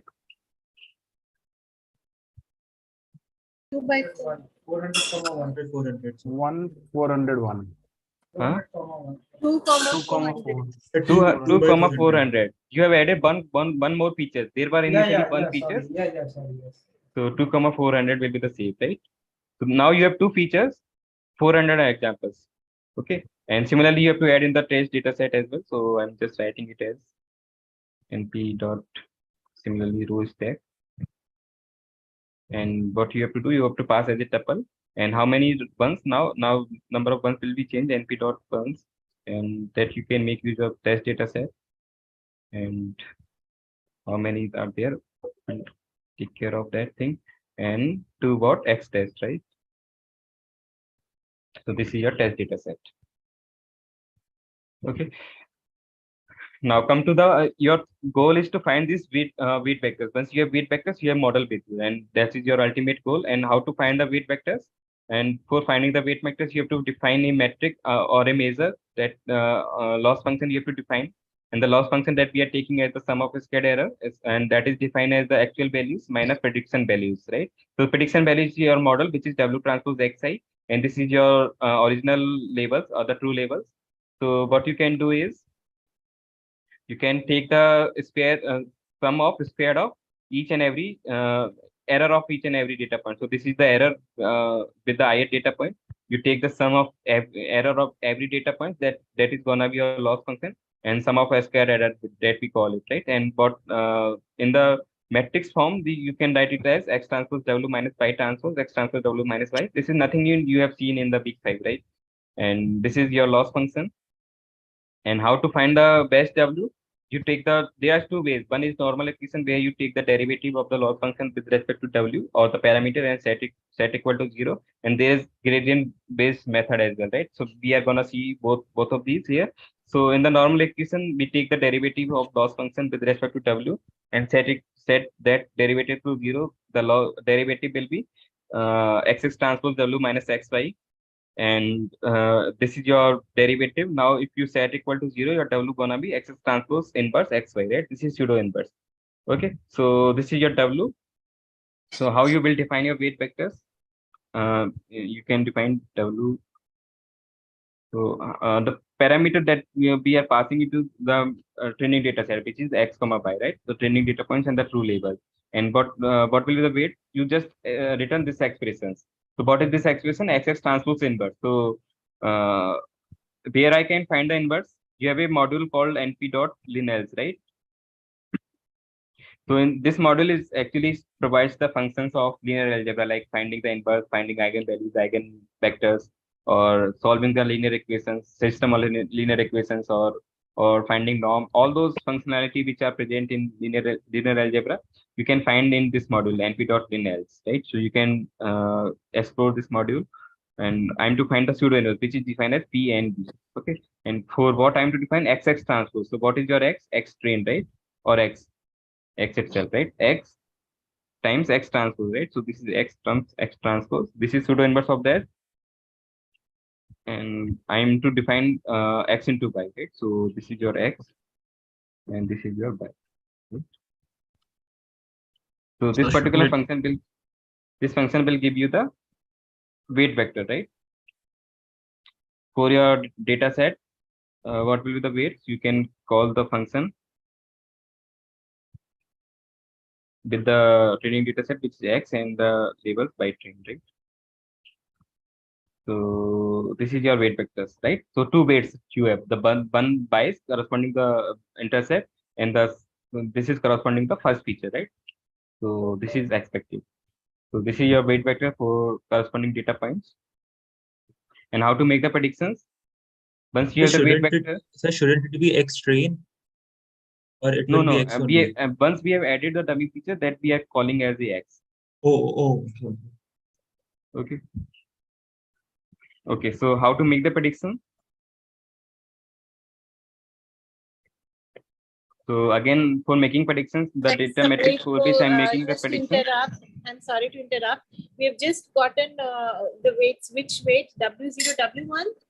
Yeah, W0, W1. Right? Because you have only two features. One is the dummy feature, another the W1, the right X1. So this is the corresponding to the dummy feature, and this is the corresponding to the first feature. Right? Now, what is the prediction once you have the weight vector? I am to make the prediction for each and every data point into the X. How I can make? So this is your predictions, right? This is your true value, and this is your predictions for the matrix X, right? So you just return X transpose W. That's it. So this is X transpose W.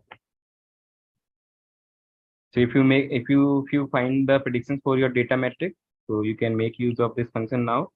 Predictions for X and the weight vector. Let's call this W because we are gonna use it again and again. Let's call this W. Now you can make use of this W here. Right. So this is the predictions for your data, the training data set, and even for the test data set, you can make the prediction. Right. Correct. Fine. Okay. Okay, now I want to plot this weight vector because it's easy in this case because you have only one dimensional data set. So your weight vector will be a line, right? The best fit line gonna be a line here. So what do you think? How you can draw this line? First of all, I have to get axis of the current axis. So what I can call it as axis. So you can call it as plt.gc as a function to get the axis of the current axis. So we are using, so let's call, if I'm defining plt dot, let's again define plt dot scatter for X train and Y train, right? Okay, and so what GCA does, GCA stands for get current axis. So it takes the dimensions of the current plot where it has plotted this as scatter plot. Okay, so what I can define now, my data points will be X will be your, you can take the array of all those points into the coordinate system, which you can taken out as axis dot get limit, get X limit. I'm not sure if this is the correct function. I think this is the correct function. Okay, so yeah, this is the correct function, not MQ. Now, what is your by? How by is defined? W0 plus W1X, right? So W0 gonna be your W weight vector and plus W1 and times x, right? So this is your by, and you can now plot this thing. So plt dot plot, you can draw x and by.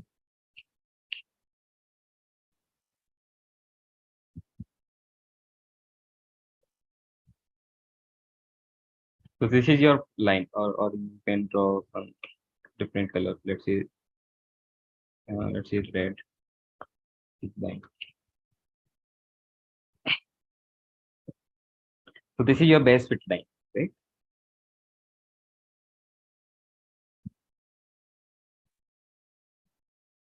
Okay, once you have model, you have make predictions. The next thing which comes is the evaluation part, right? On the test data set. So loss we are defining as sum of square error. RMS is defined as square root of that sum of square error, right? So again, the same thing, nothing different.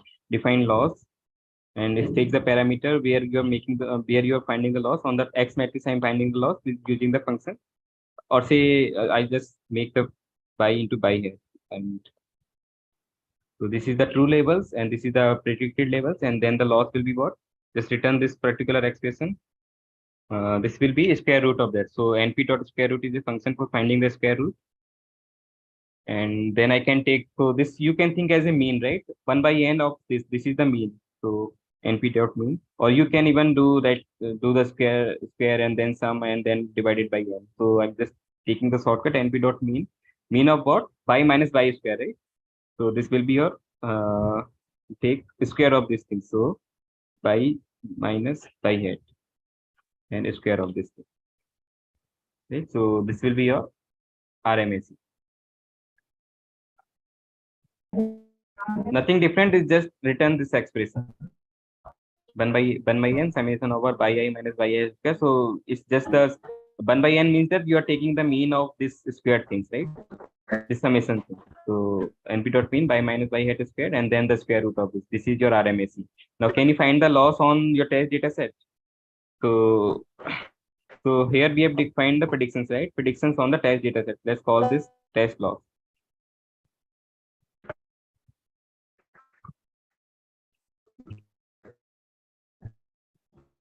Right? Now you can find the loss, the RMSE for the test data set. That was your prediction. The true labels was by test, right? And the predicted labels was, how we define it? Test loss. Let's call it test prediction. Okay, test prediction. So this is your true label. This is your predicted label. By predicts is not defined. Test predict, right?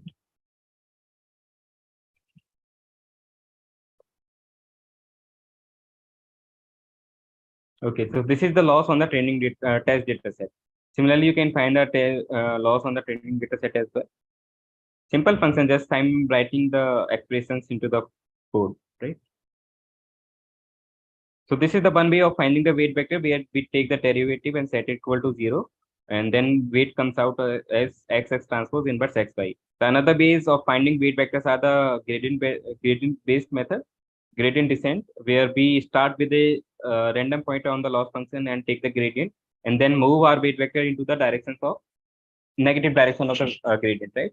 So this is the formulation for the gradient descent, where we start with, let's say at the kth iteration, the weight vector is wk, and we update the weight vector in the opposite direction of the gradient, right? So del L by del W is the gradient, and you take the move into the opposite direction to that. So this is the updation rule for the gradient descent, and the gradient is defined as x transpose wk minus xy, right? So for that, I can define the gradient function separately to make the things easy.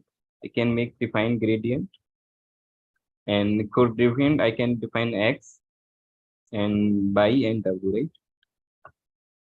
So I have access of these things. Once this is done, I can return this particular expression, x transpose wk minus xy. So I can return x transpose times w, right? Minus xy. So this is the gradient at the point w. Now I'm to define this particular rule, and let's say I'm calling G gradient descent. Let's call it GT. Okay. So it takes the parameter x and y, and the initialization you can choose randomly. I'm choosing to be W0 to be all zeros, right? So np dot zeros. How many zeros you need? 2 or 400? 2. 2, right? Weight vector size is 2, right? So you can take as x dot shape, whatever the shape features are along rows, right? Yes, along rows. Okay, done. So this is your initialization of the weight vector, and how you update the weight vector. And every time you can update for I in the range, you can define number of iterations. So let's say number of iterations is an iter. This is a parameter, hyperparameter again.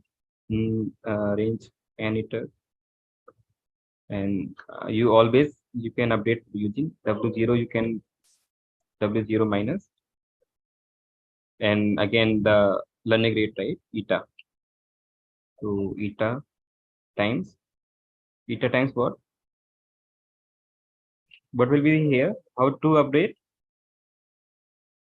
Wk minus what is this? Eta times gradient, right? Is this okay or not? Yes. Yes, sir. Right. So the gradient takes the parameter x, y, and w. So x, y, and your w. So what would be w? W0, right? So this is how you update your weight vector, and you can return at the last your weight vector, right? Is this okay or not?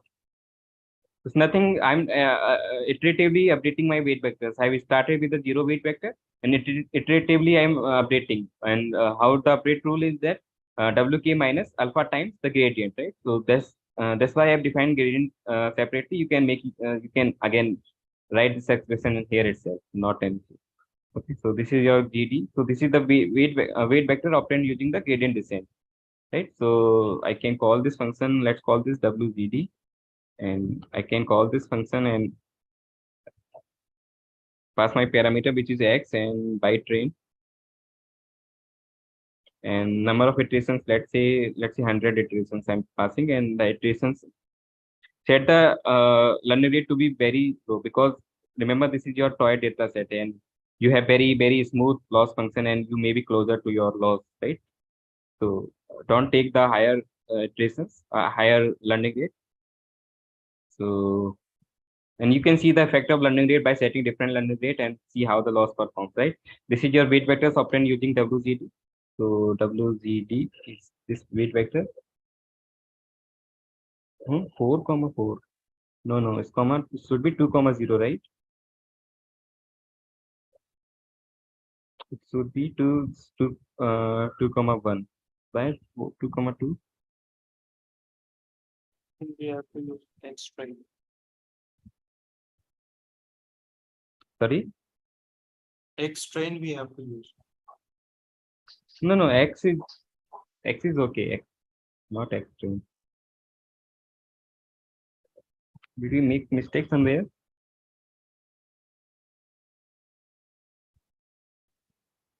X transpose W minus XY, that is okay. np dot 0. What is the shape of this? This gonna be, can be reshaped this. Reshape to 2, 1, right?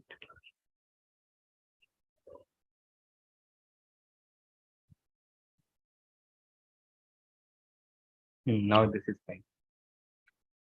Right. So now you have two weight vectors. Oh, very large weight vectors. 2, 3 into 10 raised to 62. Very large. Something going wrong. Let's set learning rate to 0. Okay. Let's set number of iterations to be higher. Okay, let's take the loss. That will give you the better idea. So how to make the predictions? You can make the same function. So let's call this training predictions. So let's call this, what to call this? Let's just find predictions using your X train, X and WZD, right? So, and then you can find loss. So let's call this by X prediction or train prediction.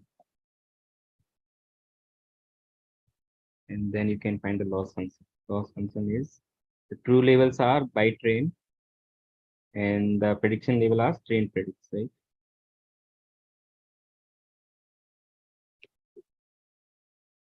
So this is the loss, right? If I set the learning rate to be lower, then you can see that weight vectors are coming very high, right? So probably you are far away from none. Now it has reached to the infinity or somewhere which is not even close, right? So it's happening just because your weight vector is your loss function is very smooth, and you can see the loss is very high. It's 2 raised to power 10 raised to power 64. It's very high loss, right? Because you have overshoot your minima point. So what you can do, you can set number of iterations to the higher value, so that you can reach to the minima, somewhere close to the minimum.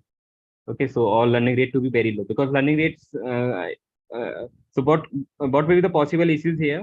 So let's say you have initialized your W vector with the zero weight vector, right? So zero weight vector may be close to your actually global minima. And when you set the learning rate to higher, what will happen? In the next iteration, your W vector will overshoot and to very higher value of loss function. So that is probably the reason why it is giving the very high loss. And you can set the less learning rate, and then you can see that weight vectors are coming closer to the original weight vectors, right? So here in the loss on the training data set is 4.7. Now you can see the effect of the learning rate is very crucial parameter, right? In theory, we only read that these are important, but we never come to know about the importance of these parameters once you started modeling by yourself, right? So number of iterations, if you set to very low, your weight vector may be far away from the weight vector that you have obtained using, or say, let's say you are updating only 10 times. So it's coming closer. So what you can see here, that the initial weight vector is very close to the real one, right? The weight vector that we have obtained using the normal equations. Now, if you set learning rate to be very low, then it has overshoot that we don't want, right? And it's very coming closer to weight vectors every time you set, and less number of iterations are coming is working for us because very close to the global minimum, right? So these are the effects that you can try out, but different learning rate, different iterations, and on even more complex data set. It's very small data set with only 2 features and only one feature and only 400 data points. So you can take some different complex data set and see how this learning rate works and how these iterations work, right? So can you plot number of iterations and plot of loss?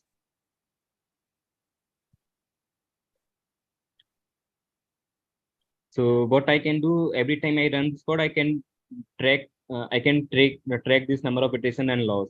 So let's say number of iterations, I call number of iters, and that I track. I can take the history and loss every time, right? And I can every time append those here, right? So let's say the possible iterations are, let's call those,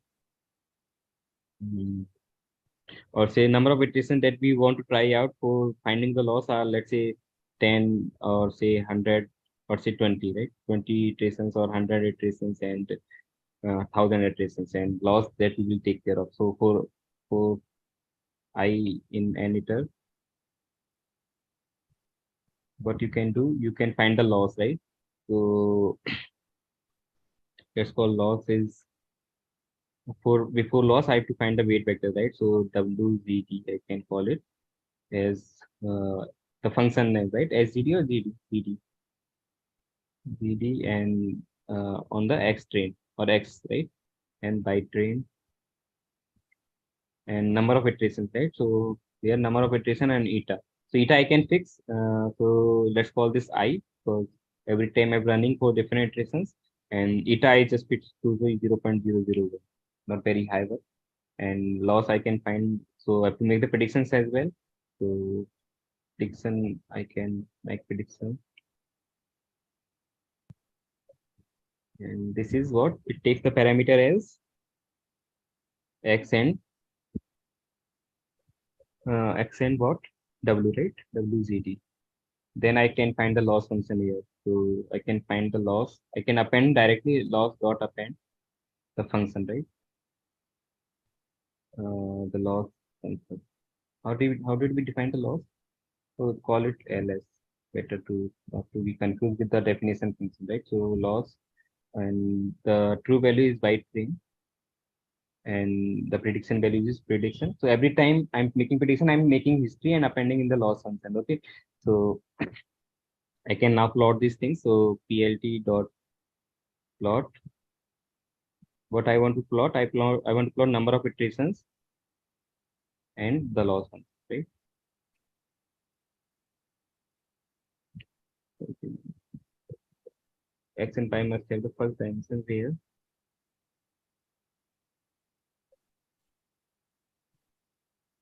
LSS spelling loss. Yeah, correct.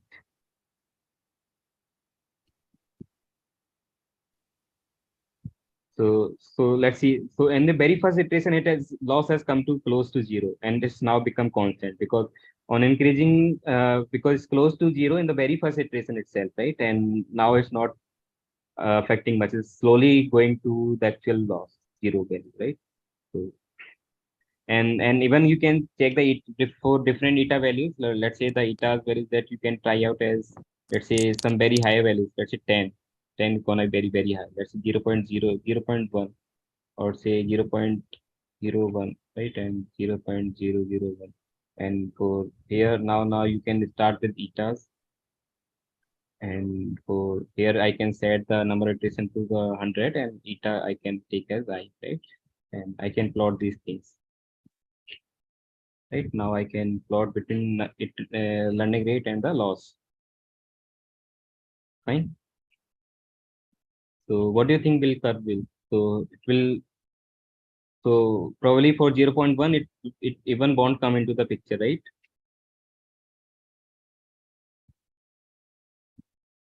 So loss is increasing, is it? Loss is increasing the 0. Okay, 0.1 is here, 0.002 here. So probably on increasing the eta value, your loss is increasing, right? So that is okay. Yeah, that is okay. Why it's happening? Because on increasing eta, you are overfitting to that, right? And for 0.01 close to here, the loss is close to 0. And when you increase the loss to 0.01, the loss is becoming very, very high, right? It's coming to raised to power something 64, right? So it's overshooting every time, right? So this kind of behavior you can check for different data set and see how the learning rate behaves and how the iterations behaves in the case of gradient descent and SGD. So can I leave SGD for your exercise? Stochastic gradient descent. It's not difficult one. The same thing will work, but now you have to take out the batches and then you have to update the weight vector into those different batch, right? So that I'm leaving for your exercise. You can check it out. Or what I can do in the collab that I'm providing you into the sheet, that I can provide with the solutions of all these things. Yes, sir. That will be helpful. We'll try it out and then later tally it. Yeah. So probably I will provide the solution.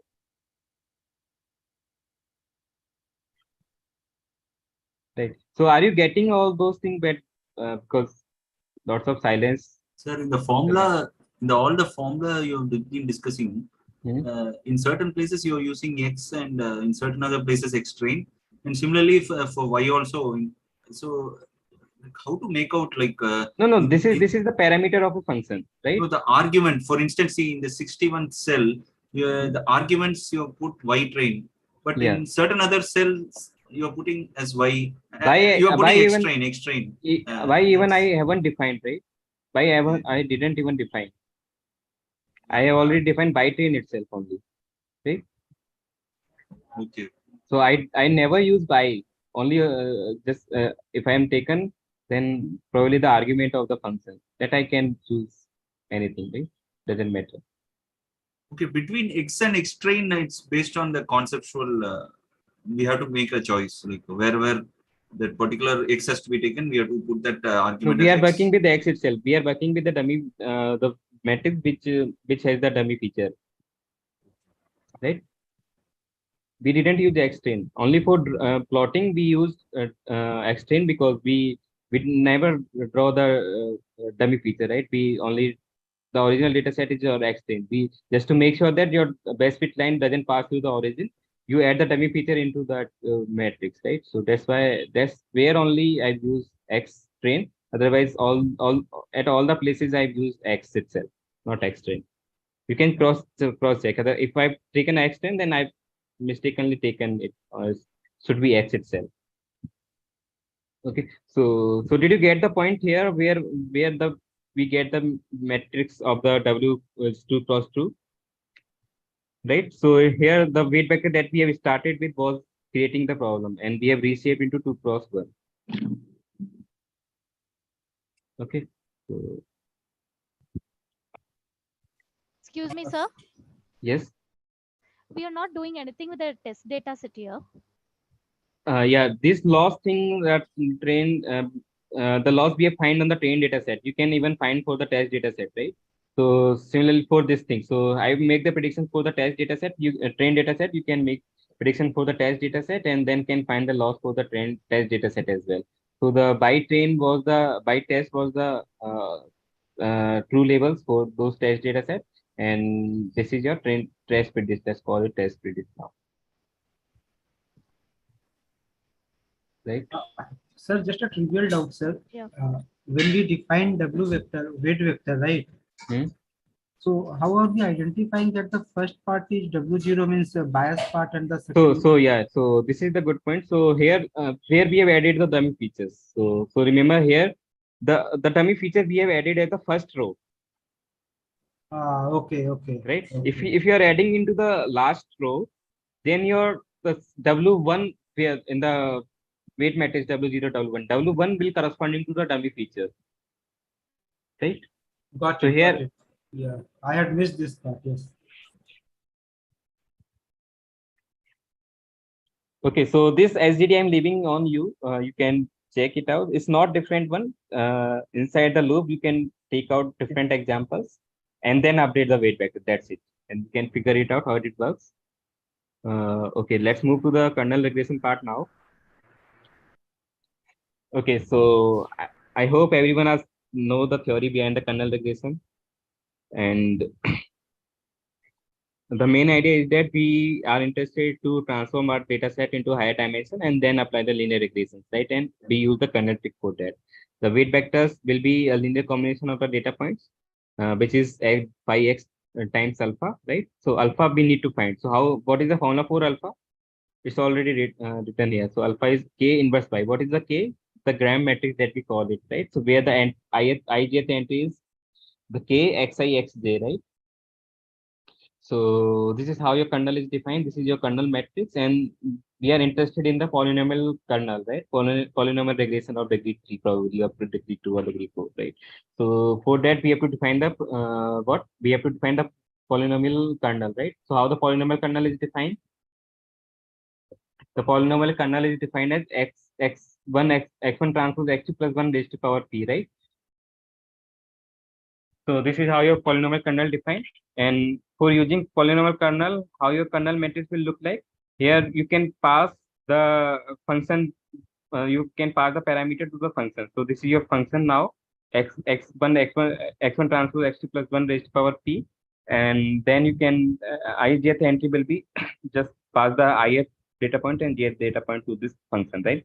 And this will become your kernel matrix. So this is your task now. You have to first define the polynomial kernel. So how your polynomial kernel will be, you can define a function, call it poly kernel.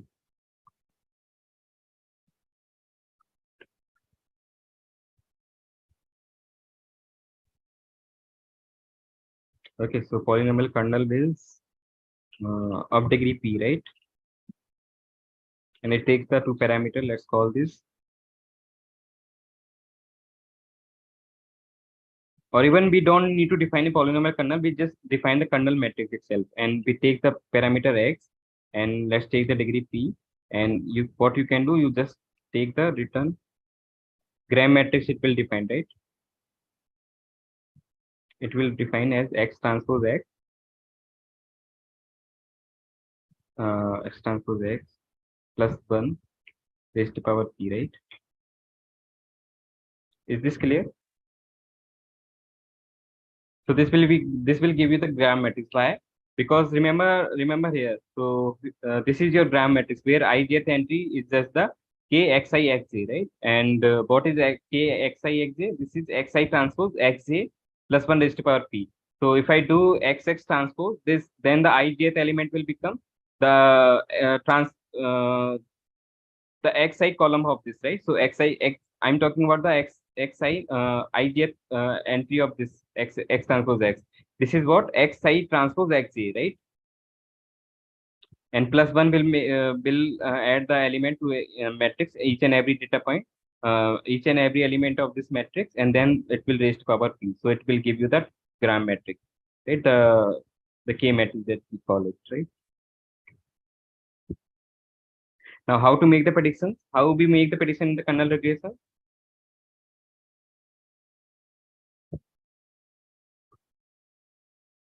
Do you remember or forget on everything or this thing?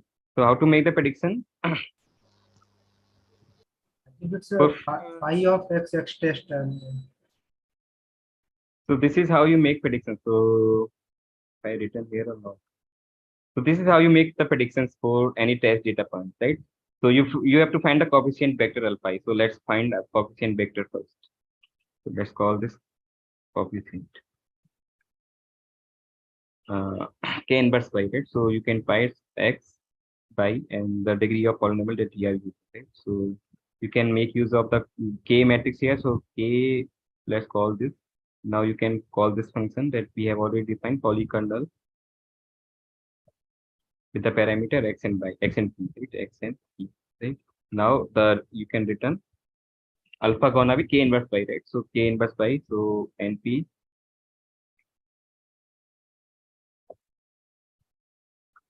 dot inverse, which is I can p inverse k inverse, so k inverse y, right? So this is what this is your alpha, just the expression, right? Now how to make the predictions for any test data point xt? You just take some of these, yeah, this thing, right? Alpha I into kxi xt. You take the function values with x test with every data point, and then alpha times alpha I, right? So for making the predictions, or you can find first coefficient for, let's call this coefficient to be coefficient for our test data point x, right? X, and so here you need not to add dummy features in it, right? Because the transformation itself will take care of the dummy feature. So x train and the by train, and the, let's say the degree is 3. Okay, so this is how your coefficient will look like. So what do you think? What will be the dimension of coefficient?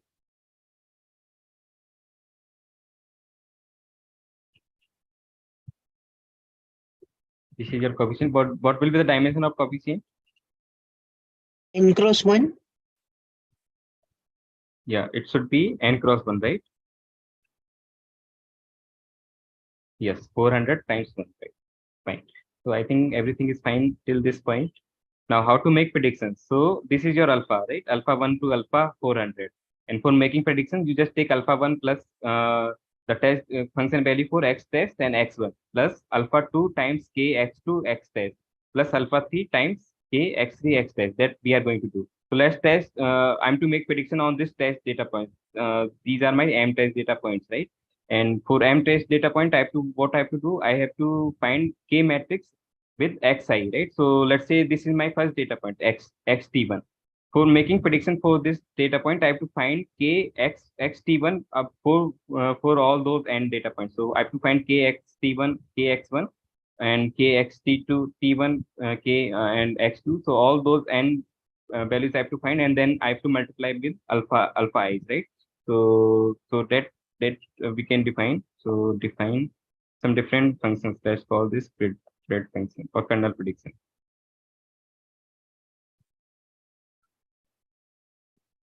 Right, so it takes the training data point where I am to train this data points, and the test data point for which I am to make the predictions, and the degree of polynomial always, right? So that way I cannot use the function. So what I need the coefficient first. So I can call coefficient function, and it takes the parameter x train and p, right? Or by itself, right? So by also use by train.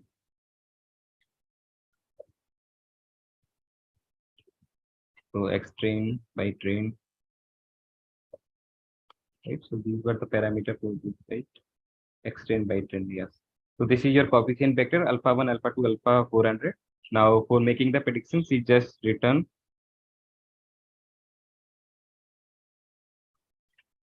this x train. So this is your x train transpose x test.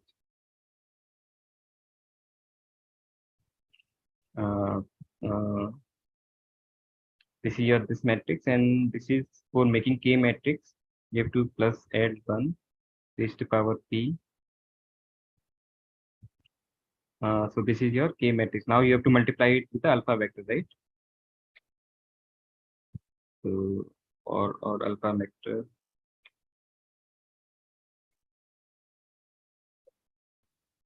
So this is gonna be your n cross m, right? And you have to take the transpose or not. This is gonna be n cross m. So you have to take it transpose, and then you have to multiply with the alpha vector. So this is your coefficient.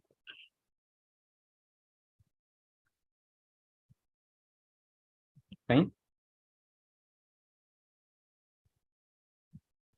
Should be fine.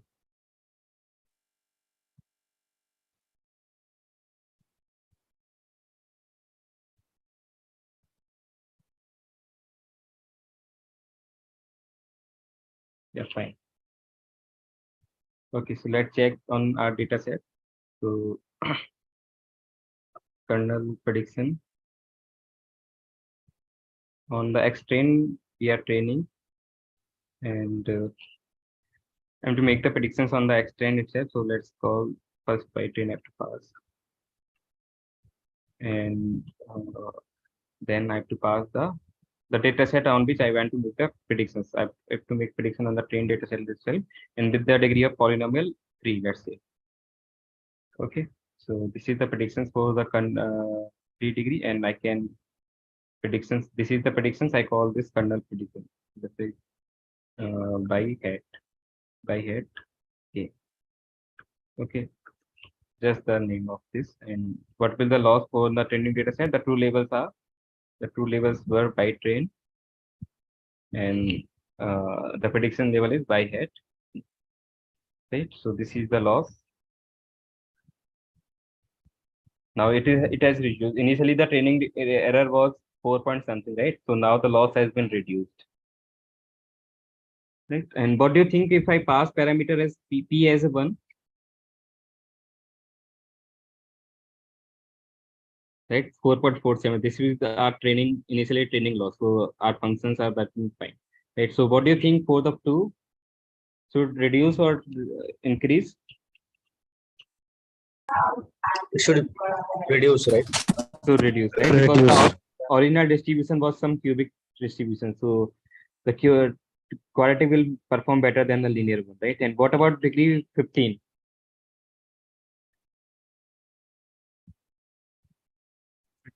It should be very less, right? So on increasing degree, training data set is trying to overfit, right? So let's say 150 degrees, very, very high. So right, so now it has overshoot by, I don't know why, but on increasing degree, training error always decreases, right?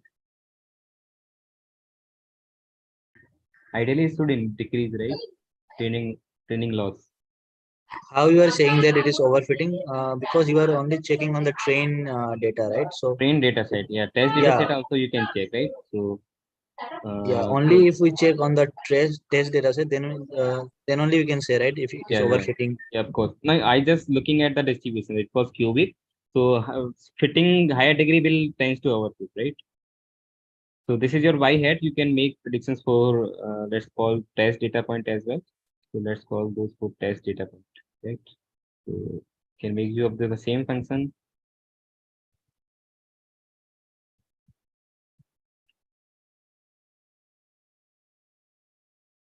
What is this prediction?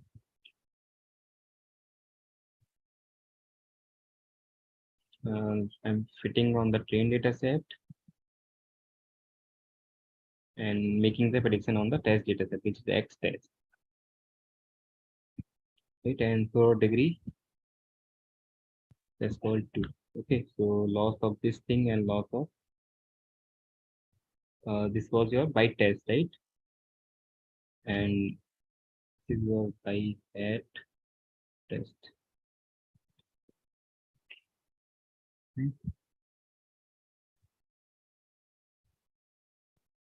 So this is your training loss, this is your test loss for degree 1. It should be the one which we have obtained using the normal equation, right? So 4.47 and 4.71, something like this, right? Correct. Now for degree 3, it should be okay, right? Because our original distribution was 3-degree polynomial. So the loss has increased. The training loss is 1 point something and test loss is again 2.1. That is okay. But if I increase the degree to the 15, let's say, right? So very high degree. Ideally, it should overfit because right, even the test data set is not going very high because probably they are coming from the same distributions. Test data set again not very different from the training data set, right? So that is whatever the best fit for training data set is again fitting best on the test data set as well. But ideally, it should not be the case. So if you are fitting higher degree polynomial on the training data set, then it tends to overfit. Okay. Test error should go up, right? Yes, yeah, that is correct. So 3 should be the ideal way.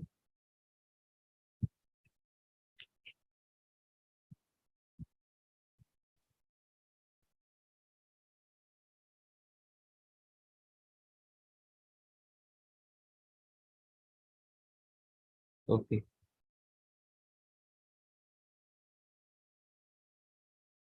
Yeah, I think this is correct. The only thing is the issue is they are coming from the same distribution. Nothing else. Okay.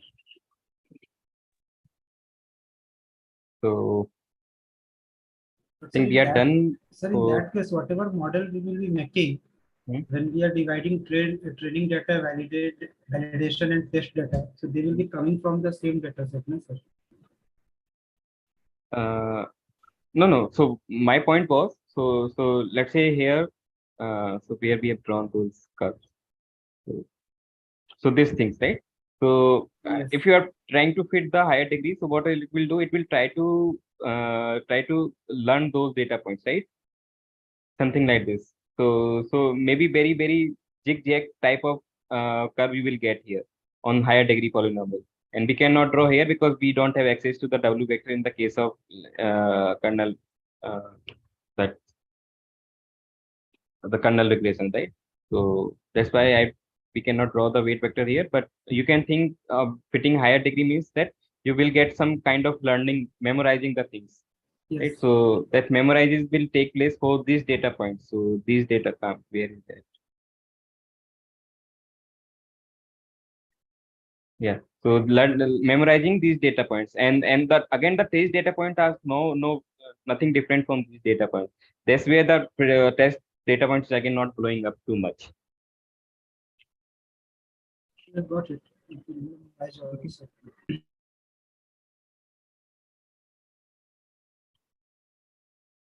Okay. Or what you can do, you can try with large number of data points. Here we have taken 400 data points. You can try out with some 2 features. Okay, so that would be good exercise for you. You can create a toy data set with, let's say, 2 features or 3 features, and you can define some relationship between the features and the labels, let's say some polynomial relationship, and then and even you can try out some different number of data points. Here it was 400, you can try out some 1000 data points, right? And then you can start with linear regression, and then we go for the two degree polynomial, higher degree polynomial, and see how the loss function behaving with different degrees, right? And for different etas. So those things you can try out and check how those things work. Sir, just a small request, sir. There is a message in chat box also, sir. Like people are requesting. Like in MLT course, we used to get practical programming assignment every week, right? Yes, yes. But at that time we had not touched. So I think the portal is locked now, sir. So could you please extend the submission date so we can practice now, since we are now familiar with NP and other libraries. So we would like to go back and solve those programming. Okay, that I need to check with the portal team why they have. So that can be done, sir. Like in Python also, it was extended for the whole year, right? Okay. I will convey this message to my. Yeah, so that can be done. That can be done. It is just a matter of resetting the timeline. Okay. So what I will do, I will upload this file. I mean the file with the solutions. Some functions I didn't write, like plotting the weight vectors and loss function, and some SGD I didn't try out. So better you can try out SGD here and then check how those SGD weight vector working. Okay. So I will provide the solutions file with you, and I will provide the regularization file as well. That also you can try out. Okay. So excuse me, sir. Hello. Yes. Yeah. So I have a doubt regarding how are we going to submit the assignments for this workshop and how the OPP is going to be held. So can you you will get access to a different portal link, right? So where you will be provided some assignments or weekly assignments. Okay. And then we'll decide on the date of the OPE where we'll the same Okay, kind so of we are questions going will to ask on the. So weekly assignment. So is this going to be for multiple weeks? Yeah, multiple weeks, different weeks. And how many weeks are going to be there, or is that still undecided? It's still not decided, but probably from week 1 to week 10. Okay, I'm not sure about this thing. We haven't decided this thing. Probably in the coming 2 workshops, we'll convey this thing to you. Okay. Okay. The assignment will be after 19, right? Or will it be before 19? Okay. So there those kind of thing, like when you have to submit all these things, that I'm not sure about fully, that I cannot comment on. But I'm asking this because of the other workshops. I think all the workshops will end by 20, right? So, sir, like the criteria for the like to be eligible for the OPP, I think we have to submit the assignments, right? Yeah. For being eligible, you have to submit those assignments. Okay. The assignments which are already in the portal, or the other ones that you will ask us to apply? Yes. So someone has mentioned that the portal is now locked. So Yeah. That I have to confirm that we are going to provide. Last time we provided different portal links, so not sure how this time it's gonna work. Okay. Also, sir, I had a query. One of my friends were asking. He missed out on registering for the workshop, but he's interested in giving the OPP and giving out the assignments. Is there any way out that can be done? So better if he solve all the assignment and submit, then only he will be allowed. Otherwise, no other chances. The assignments which are our. So those assignments are nothing different from the assignment that we have provided along the weeks, every weeks. Right. So the same assignments you have to submit.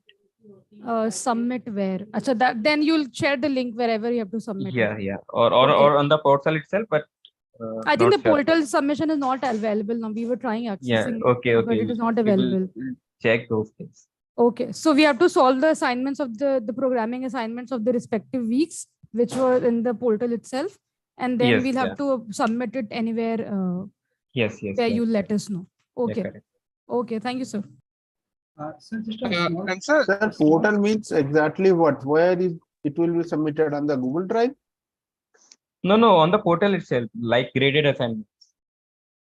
Yeah, so Did assignment. I have already done the MLP and WLP. From where I will get. like last year I did a like Python like thing. There was a separate portal, and there only is just the assignments, and you have to submit it.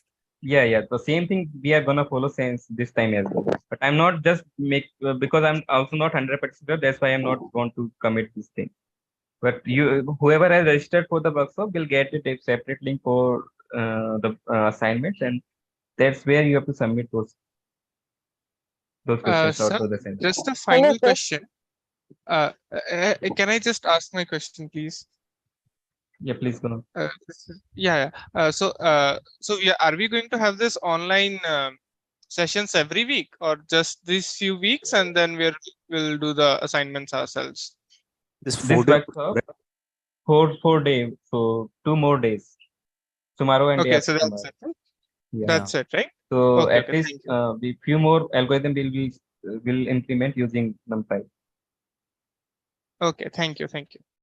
Hello, sir. Can I ask my query? Yes.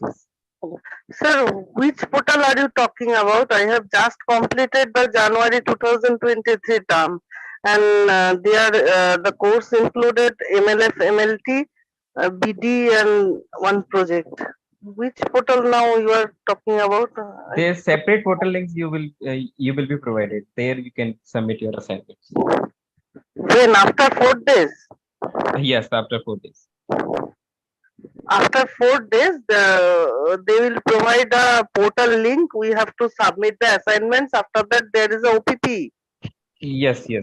OP date is not decided, but we'll do that. Okay, give me 1 minute. Let me confirm this with the others, and then I only can be sure about this. And sir, about the material, where you upload the material? Yeah, it is on a Google Drive. I will share you the link. Yeah. For that you have been provided a Google Drive. Okay. I think sir was yesterday. There's a short link tiny.cc/mlt-workshop. If you go there, then I'll just share the drive link.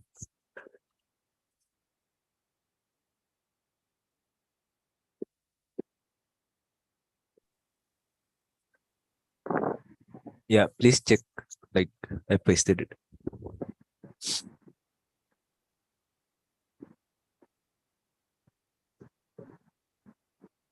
Also, if anyone's interested, you can still get the weekly programming assignments in the supplementary content. Then you go to the weekly assignment solutions. They have the collab notebooks there. Yeah.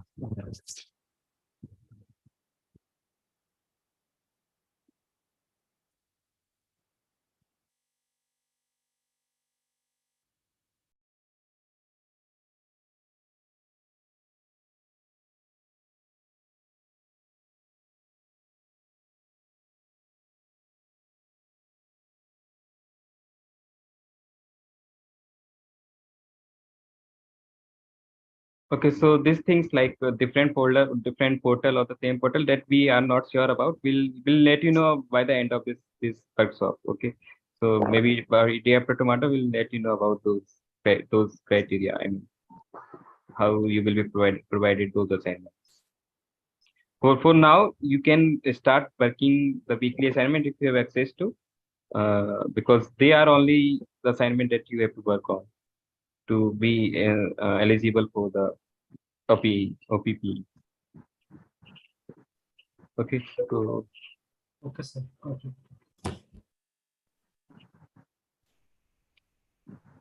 Okay, I think we should close the session now. Yes, sir. Thank you. Good night, sir. Yeah.